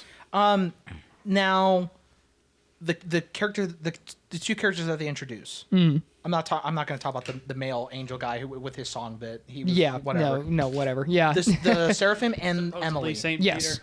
So Sarah Sarah and and Emily, Supposedly. both are pretty interesting actually. Yes. I like that Emily is like the angel what you would Charlie. actually imagine, like she is an angel. Yeah. She is an angel. Yeah. While Sarah is like she's willing to do like some degenerate shit, Yeah. you know, To and defend her people. Yeah. Yes, and I like the scene in the song where like she's trying to explain herself. Oh yeah. And her yes. voice, like you could, her voice is a little like out of tune as like the fires in her eyes. She's looking the flames in the image behind Emily are reflecting Yes, in in her Sarah's eyes, eyes, yes. and it's like, oh wow, okay. But like I think The fact that you just had a character that was not really discovered to build a plot twist like that around her, Yeah. it's just man. Yeah, it just doesn't help that she's just not a very interesting character either. That Yeah. just, there's no impact. I don't care. But by the time it was done, I was like, okay. yeah. I guess she's an angel. But no, like, Nathan, Yeah. you saw the episode. What do you think? I mean, I guess from a base level standpoint, it was okay. Like I'm fine with it. I guess it was working for what they were doing because it was so rushed. Because I'm pretty sure they're probably thinking that they weren't going to get a second season. So they're like, you know what? Let's just add as much twisting and turning as we possibly can. And they yeah, Yeah. add more You know intrigue. what? Fuck Yeah. it, she's an angel. And like now I think they kind of alluded one in her appearance and a second time with dialogue. The X on her eye patch, Yeah. it mimics the X that's on like the mask that the exorcists wear. Yeah. Whatever. Ah. The other thing is, I think the times that when she references the people, like Charlie's people, she says your people. Yeah. She never says our people. Yeah, that's true. Right? So like Yeah. technically Yeah. they kind of foreshadowed it, but like that's how I caught it. I was like, oh, she said your people. Right, but that, And she that has could an have axe. also just been like an acknowledgement that she's like in charge of them. So it's her people, like No, royally. yeah, you can. So- that's so, definitely possible. But yeah. again, I kind of just latch on that because like they have to have something for her. Yeah, they there has to be So more it's- than just it's- I love Charlie. it's- That is who yeah. I am. It's kind of the rule of Chekhov's gun. Yeah. Like Yeah. if you're going to implement something, you eventually have to use it. Yeah. But to move on from that, Yes. that's revealed. Basically, nothing moves forward with trying to convince heaven that any of the sinners in hell deserve to go up there, and basically they have to get prepared for the extermination that's Yep. coming up, which is the main plot line of episodes 6 and 7. Michael, Oh, going to 7 now. Yeah. Well, it's So not 6 and 7, 7 and 8. yeah. So with 7. So I think it starts well enough. I do like the scene between Alistair and Charlie, how he's basically manipulating her. Yes. I did like that That's a lot. good stuff. I even like the deal they struck because I'm sure people were like, "Oh, is he going to ask for her soul?" And he's like, "Oh, heavens no!" No, of course not. No. Just one teensy tiny little favor. Which again ties back to like potentially like trying to break the deal that he made with like maybe Yes. Lilith. Who knows? Yeah. Now, when they go to, I do think the resolution between Charlie and Vaggie is like a little fast. You know, Yeah. like.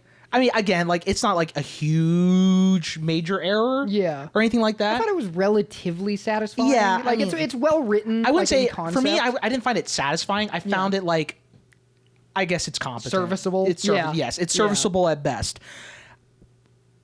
The introduction of Rosie, the Overlord. Yeah. One thing I noticed, she's like happy to see Alistair as if it's the first time she's seen him in years. Yeah.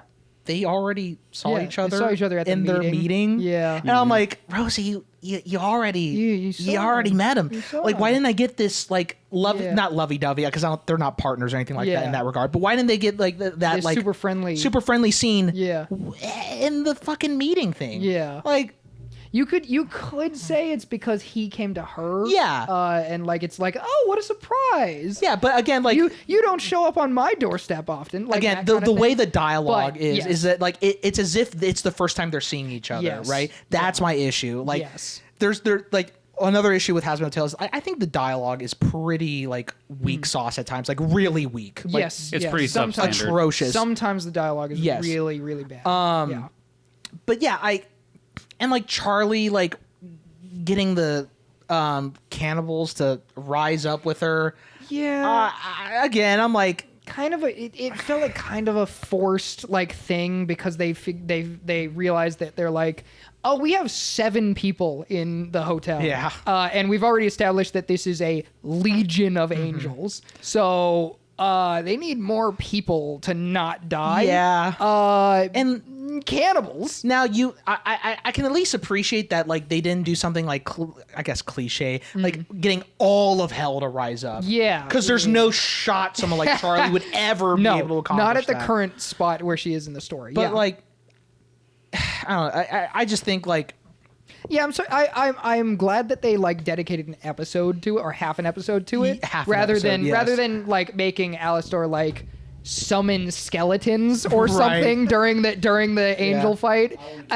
That would have been way worse. This is at least like once again the word of the night, serviceable. This is at least that, but it does feel very like shallow. Yeah. So yeah. Charlie's songs suck.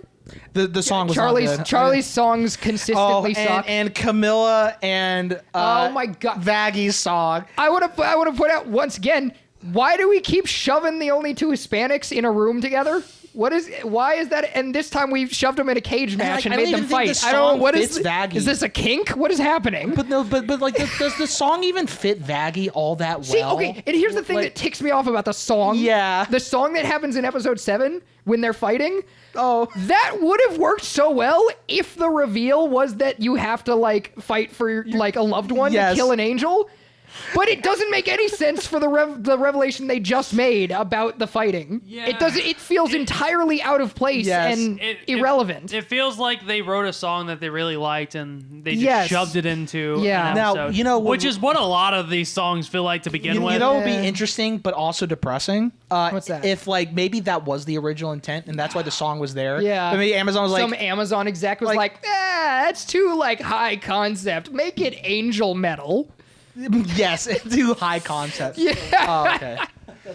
So like maybe that's something, but again, I don't know for certain. I actually wouldn't be shocked if that was the case because they seem to write a couple of lines in there, like making fun of the fact that it was like angel steel. Yeah. That was the solution. Like when Vaggy was like, "That's it, really? It's that simple?" That seems wrong. Yeah. And then when Adam was like, "They're killing us with our own weapons."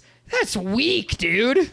Yeah. It's like they maybe those lines were them being like, we'll change that. I'm not gonna be happy about it though. Yeah.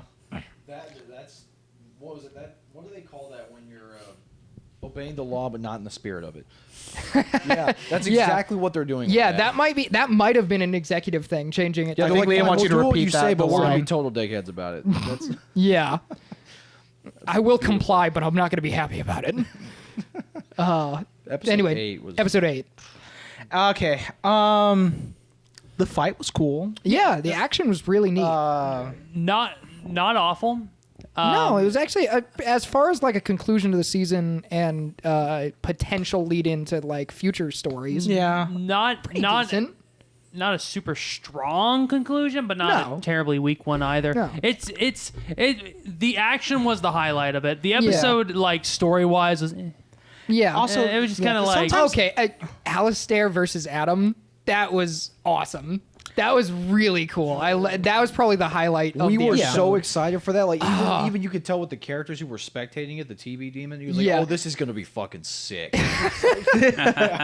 Yeah. That was really cool. I was expecting more of a battle. Like I thought it was gonna take up like more drawn out. It was gonna take more than like 2 minutes, but no. Animation is hard. Yes. But we got to do our generic 2 songs per episode and only 24 minutes. I was actually pretty happy it didn't end up drawn out. I thought that was pretty good. Alistair putting up like a pretty good fight. A really good fight. Yeah, actually. a really good fight. Like but eventually getting done in. And I actually like that Adam is powerful. Yes. Like they could have easily just been like just hides behind. Oh, he's all talking. He's all talking. No walk. No. He's got to walk. He's got to walk. And also I think they introduced the power scaling fairly well. Yeah. In this regard because like Adam is definitely over Alistair, right? Yes. Yeah. But Lucifer is definitely over Adam. Yeah. So power scaling makes sense. Yeah. You know. And Charlie is kind of all over the place, which is interesting. Yeah. She's a mix But I think that's intentional. Yeah, no, for sure. I'm not saying that as a criticism. I just think it's a shame for her character that like she doesn't really shine ever. Yeah, right. That is a bummer. And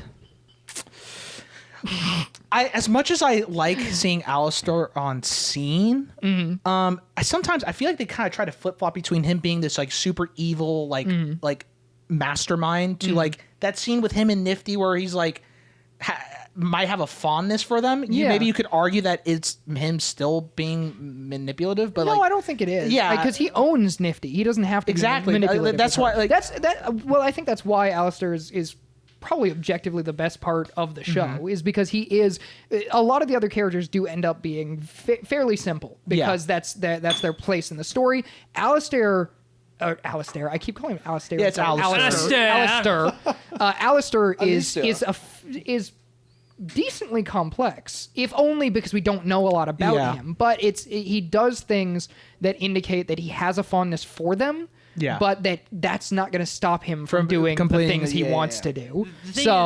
Alistair's arc works. I think what makes it just disappointing is the fact that there's so little character development everywhere else that the little bit of like bits and pieces we get of Alistair's like, I really want to know more about this character, but like I need to know more. And like this would have been intriguing, but now it's just like, man, now I'm just annoyed because now they're just like they're developing a character in the back. It is basically blue balling. You're just so like, man, you got an interesting character and you've only developed one and a half characters if we're gonna consider Serpentius to a degree. But like he's the funniest character. I love Serpentius. Serpentius is great. Serpentius is a funny character. Not a super heavily developed character. No. But enjoyable. Oh, like with this thing with cherry bomb at the end. Yeah. I'm sorry. That was Nathan, go ahead and speak. Yeah, about episode 8, it leads into one of your questions, like how do you get into heaven or hell? So spoilers alert. Serpentius, dies in like an act of bravery. He's trying to, do the final act and shoot his giant laser. Stick it to the man. At Adam. And Adam is immediately, as soon as he sees him, he's like, "Oh, he's gone. He's dead." Yeah. He's like, "Oh, that would have been bad. Good thing I took care of him." Which goes out in a great joke. How do we feel about his death? I don't. sad. I am mixed on it Hilarious. because I am as well. I'm mixed on it because on the one hand, it was really funny. It was a very funny gag. On the other hand, if you're going to want me to like take it as like a tragic moment, maybe don't make it a gag. Because you I don't think think it's supposed to be taken as a tragic moment. They Most drop to characters their are supposed to be knees fun. crying. because that's the thing. But I think that's part of the comedy, actually. I don't think that's part of the comedy. I don't think that. I don't think that was supposed to be They're comedy. taking that as I a think tragedy you're that coping. Serpentius just died. seriously. I am. He's my favorite character, and he's gone now. I am coping. No, for him to die as like a gag death. Yeah. Only for all the characters who meant something or who mean something to them. Yeah, to drop on their treat it knees as a crying. tragedy. It's a tragedy. I'm like, it's like, okay, this is a tonal whiplash moment. It's like that with is Marvel not, at a lot of times, They tried actually. to do both, and it just didn't work. Like, Yes, they wanted to have both the gag and the laugh and the tearful And reaction. the thing is, you have to choose one or the other. Yes. And honestly, if they had to choose one or the other, it's probably better for the tragic aspect. Yes. Yeah. Because for it to be a gag, he dies like it's a gag joke, right? Yeah. And then cherry bomb or like someone's like, he didn't even do anything. yeah. But You know, it like, was beautiful build up to that joke. That was funny. Yeah, no, it's great. It's a very well executed joke. I just don't. They clearly wanted both the laugh out of the audience and then for you to be sad. And I it's did like, enjoy this character. I'm trying to give him that much. a Yeah, little fair bit. enough. I wish his death accomplished something. I wish he actually blasted like Adam or Like, did hurt him a something. little bit Yeah, or hurt him a little bit, and then Adam Yeah. deleted him. Like honestly, that could have been like how there's the phases where like first half of his mask is like destroyed Yeah. and then his full mask. Honestly, they could have just had it to where like the blast from Serpentius destroys half his mask. Yeah. He's like visibly hurt. Yeah. Yeah. And then he just fucking snaps him out of existence. Yep. And then Lucifer comes in, one punch, his mask is completely Mask is shattered. completely gone, yeah. And yeah. like, oh, that's another thing. I wish. Okay, I'm curious to see what you guys think of this opinion.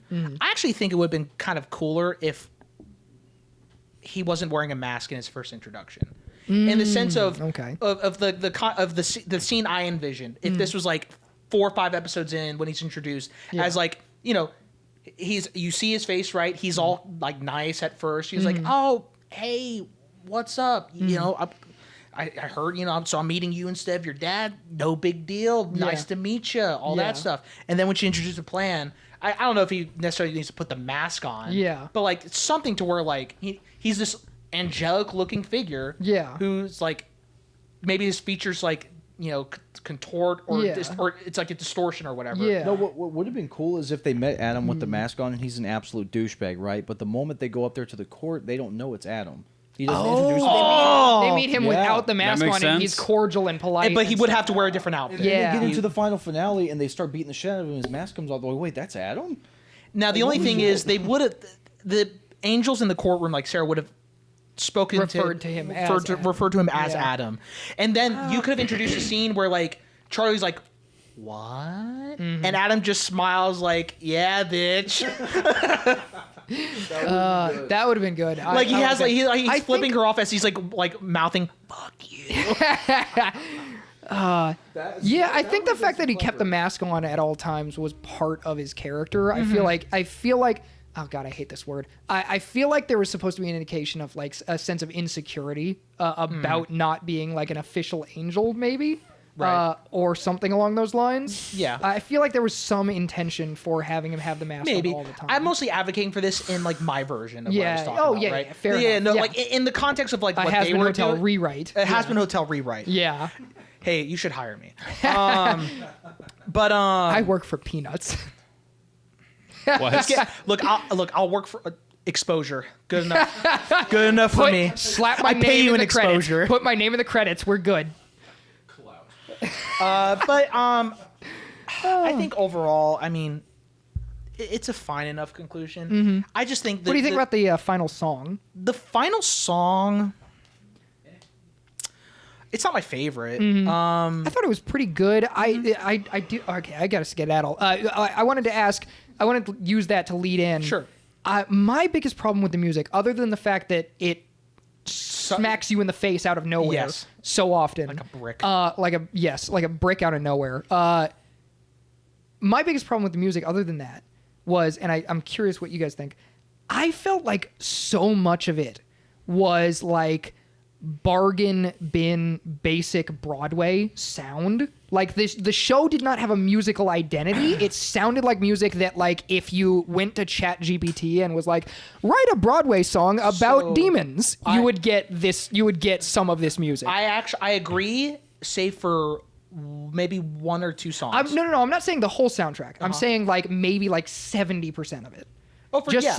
Sounds like it could be in any Broadway production. I agree with that because because in my opinion, like in episode 3, the song between Velvet and Camilla. Yes, that's actually a good example of like doing something like a spin, like because at first it starts with like the acoustic Spanish guitar. Yes, and then it's kind of like a pop song or when Velvet's singing. Yeah, so that I that's good. Mm-hmm. That's fine. But yeah, I see where you're coming from. Yeah, so that was my thought when watching the show. I was like, and that was one of the things I actually liked the musical identity in the pilot. Mm-hmm. That song has a lot of like more character to it. Yeah. And the show, very few of the songs in there had that level of character to them.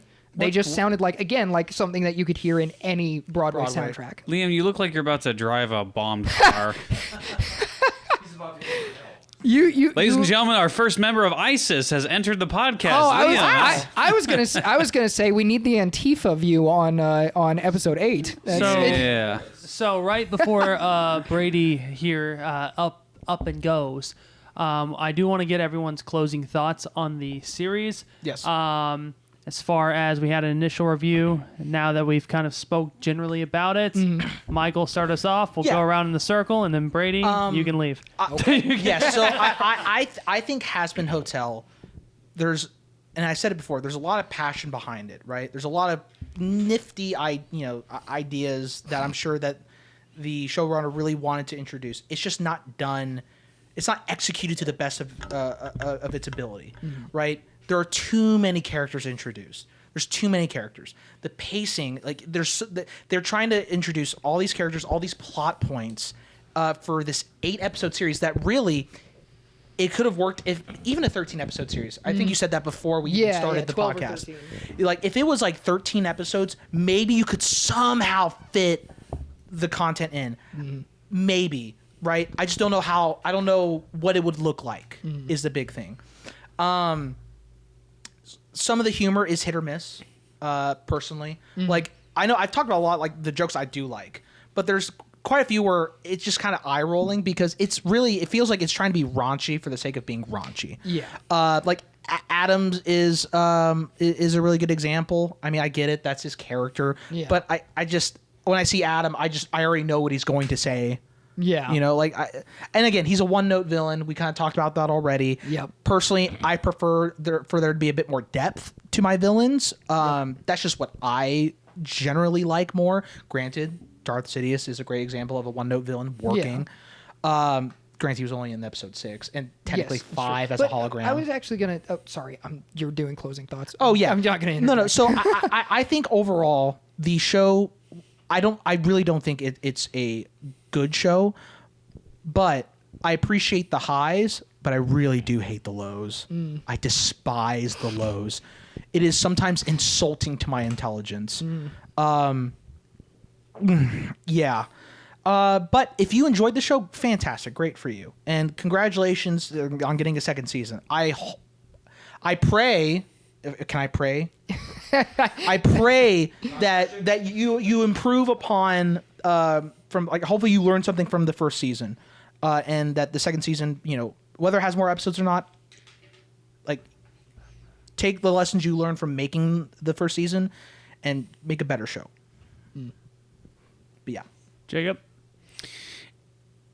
It felt like a show written for a very specific audience. I am not that audience. The audience that it is for is teenage girls, goth teenage girls that are in the middle of the phase that's not actually a phase mom. That's exactly who the core audience seems to be for. And that's what the writing feels like. It feels like a very bare bones Disney Plus made story about a dreamer who just wants to change the world. Disney Plus.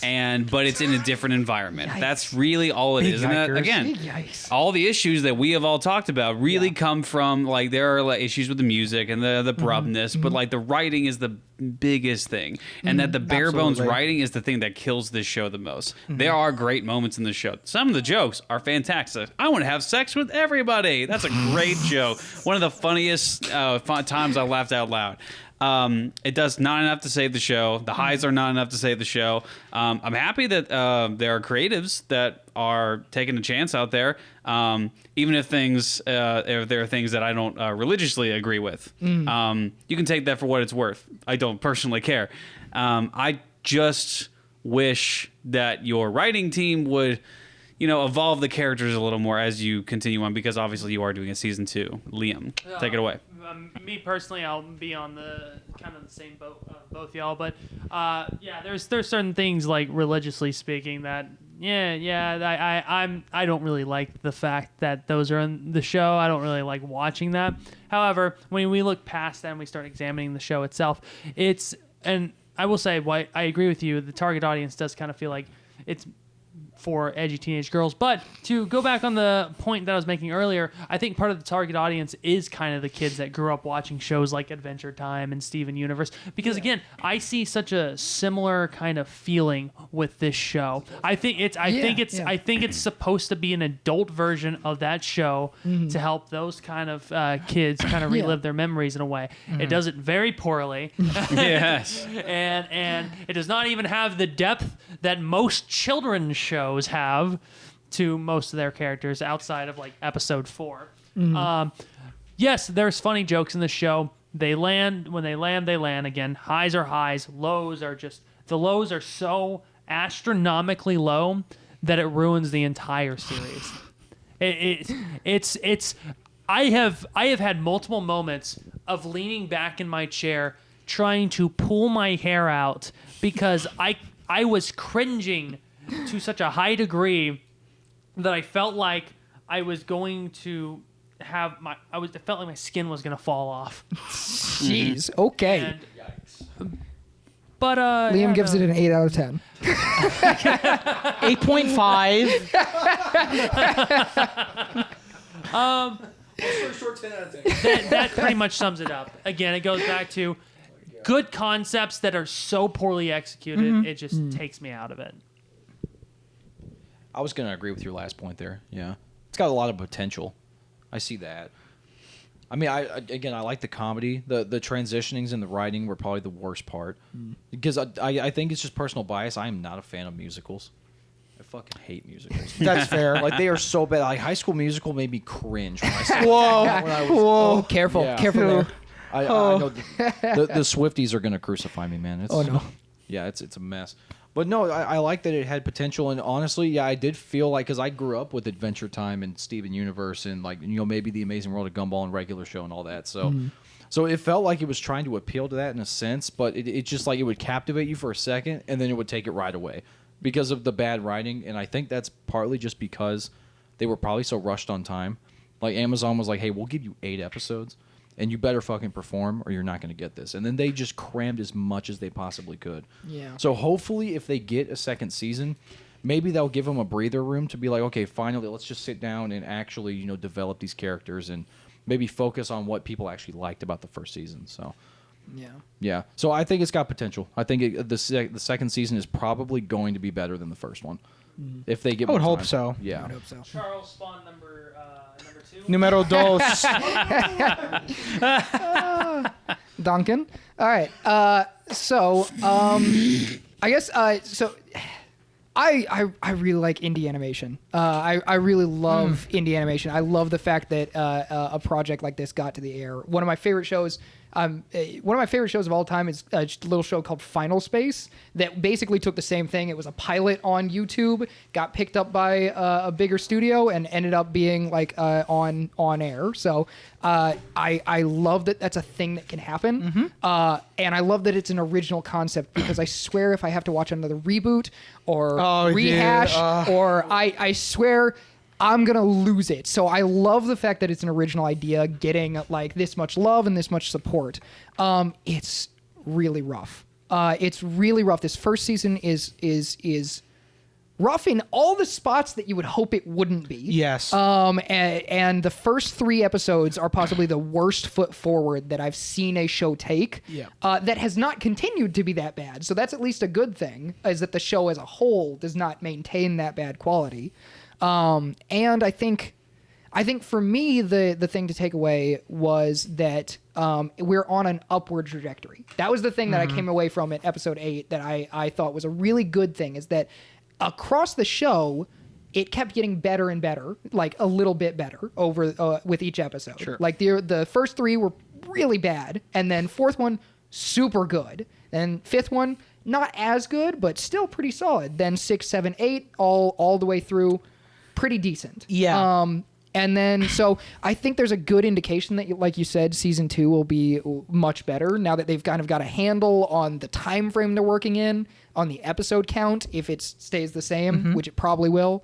But I think I'm going to hope that they took some lessons from their work on this season, and that they know what they're doing a little bit better on next season.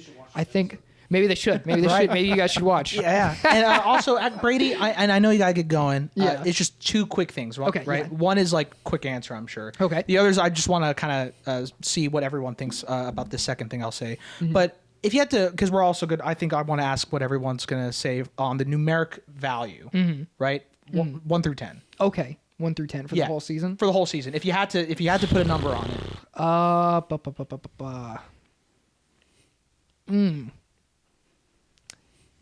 I would give it a 5. 5 out of 10. Okay. It is straight down the middle. The lows drag it down quite considerably. Yes. It has some highlights here and there, but a lot of it is like Jacob said, very standard, very safe storytelling, very simple. Not a lot of depth to it, but it does work. Okay. Jacob, what numeric value? 4 out of 10. Okay. It just really was not my show. Again, Sure. not target audience. Yeah. Just really did No, not I do got it for you. me. Liam? 5 out of 10. Again, I'm on the same boat. Stop. Liam. Hold on. Sorry, Go my again. bad. 5 out of 10. I forgot that I had the mic in my hand for a second. I'm used to the mic just being Right. there. Yeah, that's No, fair. for sure. So, Yeah. so no, 5 out of 10. Again, if episode 4 weren't in the series, this would be like a 3 to me. Episode 4 alone is so powerful Yes. Yeah, that it no, that's fair. completely ups it like 2 points for me. Yeah. Yeah. I'd say 5 out of 10. Again, same note. The highs are really high. The good moments are very enjoyable, but the bad, there's just so much more bad. There's just the first 3 episodes, all bad. There's still plenty of bad to be found, even in the 4th episode, and the 5th episode, and the 6th episode, and the 7th episode, and 8th, and there's just still continuous bad in it that I can't look past, and so I'm giving it a 5 out of 10. Yeah.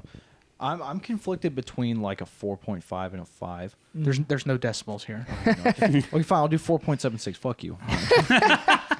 Yeah. Remember, math is hard. Yes. Well, the math is mathing with me. Maybe not with this show, but with me. Of course. Yeah. 4.75, 826, 78 out of 10. Yeah. We'll round up. Very specific. We'll round up. It's a 5. Okay. Yeah. We'll round up to a 5. Fuck it. Why not? Yeah. I've actually been struggling with this for a while. Because if not for episode 4, this would have been like a weak sauce, like 4, maybe like. But the Angel Dust episode does elevate it to where it is a 5 for me, which it's actually pleasantly surprised that we all pretty much all agree for the most part. Yeah, it was a good episode. I would like to cut off whoever is angrily typing whatever comment they are. This is not the American schooling system. Oh, yeah. A 5 is not a 50 on a test. Okay, a 5 is a middle of the road. Yes. It's decent. Yeah. Kind of thing. Like okay? decent at best. Yeah, Brady, it is exactly standard. Much like our polyamory short, people are not going to care about that correction at all. I felt like I had to put it out there anyways fair, because that's when fair. when I tell people that like something's a 5 out of 10, they're like, "Oh, so you hated it?" I'm like, no, that's not. No, Look, that's if not I what give that something means. a 3, then I hate it. Oh Yes. God. Look, I hated it more than you, and there were moments I liked in it. Yeah. Now the last thing I want to bring up, and I know I'm so sorry. No, I did. I'm getting sucked in the conversation too, so it's on me as well. And I did warn you that I had a second thing. Yes. So I feel like I think this is the best way, like, for my feelings on the show. I really kind of thought about it. I feel like the show has potentially like really good individual scenes, but the problem that a lot of other shows and movies have is that sure, you can give me really good individual scenes that work so well in a vacuum, but you failed to, I kind of said before, build it up, but like it's the connecting points that also need to be solid, right? And I feel like Hazbin Hotel kind of failed in that regard, at least in most cases. I think Angel Dust is an example of, they kind of gave us a bit of build up to it to get that satisfying episode 4. Yeah. But hate to sound like a broken record, but with the Charlie and Lucifer song, right? Like their relationship. Yeah. It's not earned. Yeah. It's just not earned. Yeah. I needed a full episode exploring like Charlie and Lucifer's relationship, and then I can get a song. And then a full episode exploring Charlie and Alistair's relationship. And then a full episode exploring Charlie's and Vaggy's relationship, where hopefully Vaggy develops and then a full episode exploring Charlie. Yeah, a personality. A personality. Of some sort. Other than oh yay! But we can all at least agree that it's better than that $50,000 animation, though. Right? Oh God! We can at least agree on that. How did we go the entire episode without talking in what depth about 50,000 that? animation? I don't know what you're talking about. Oh, I've my erased gosh. my memory of what of you course, showed me of before course. the podcast.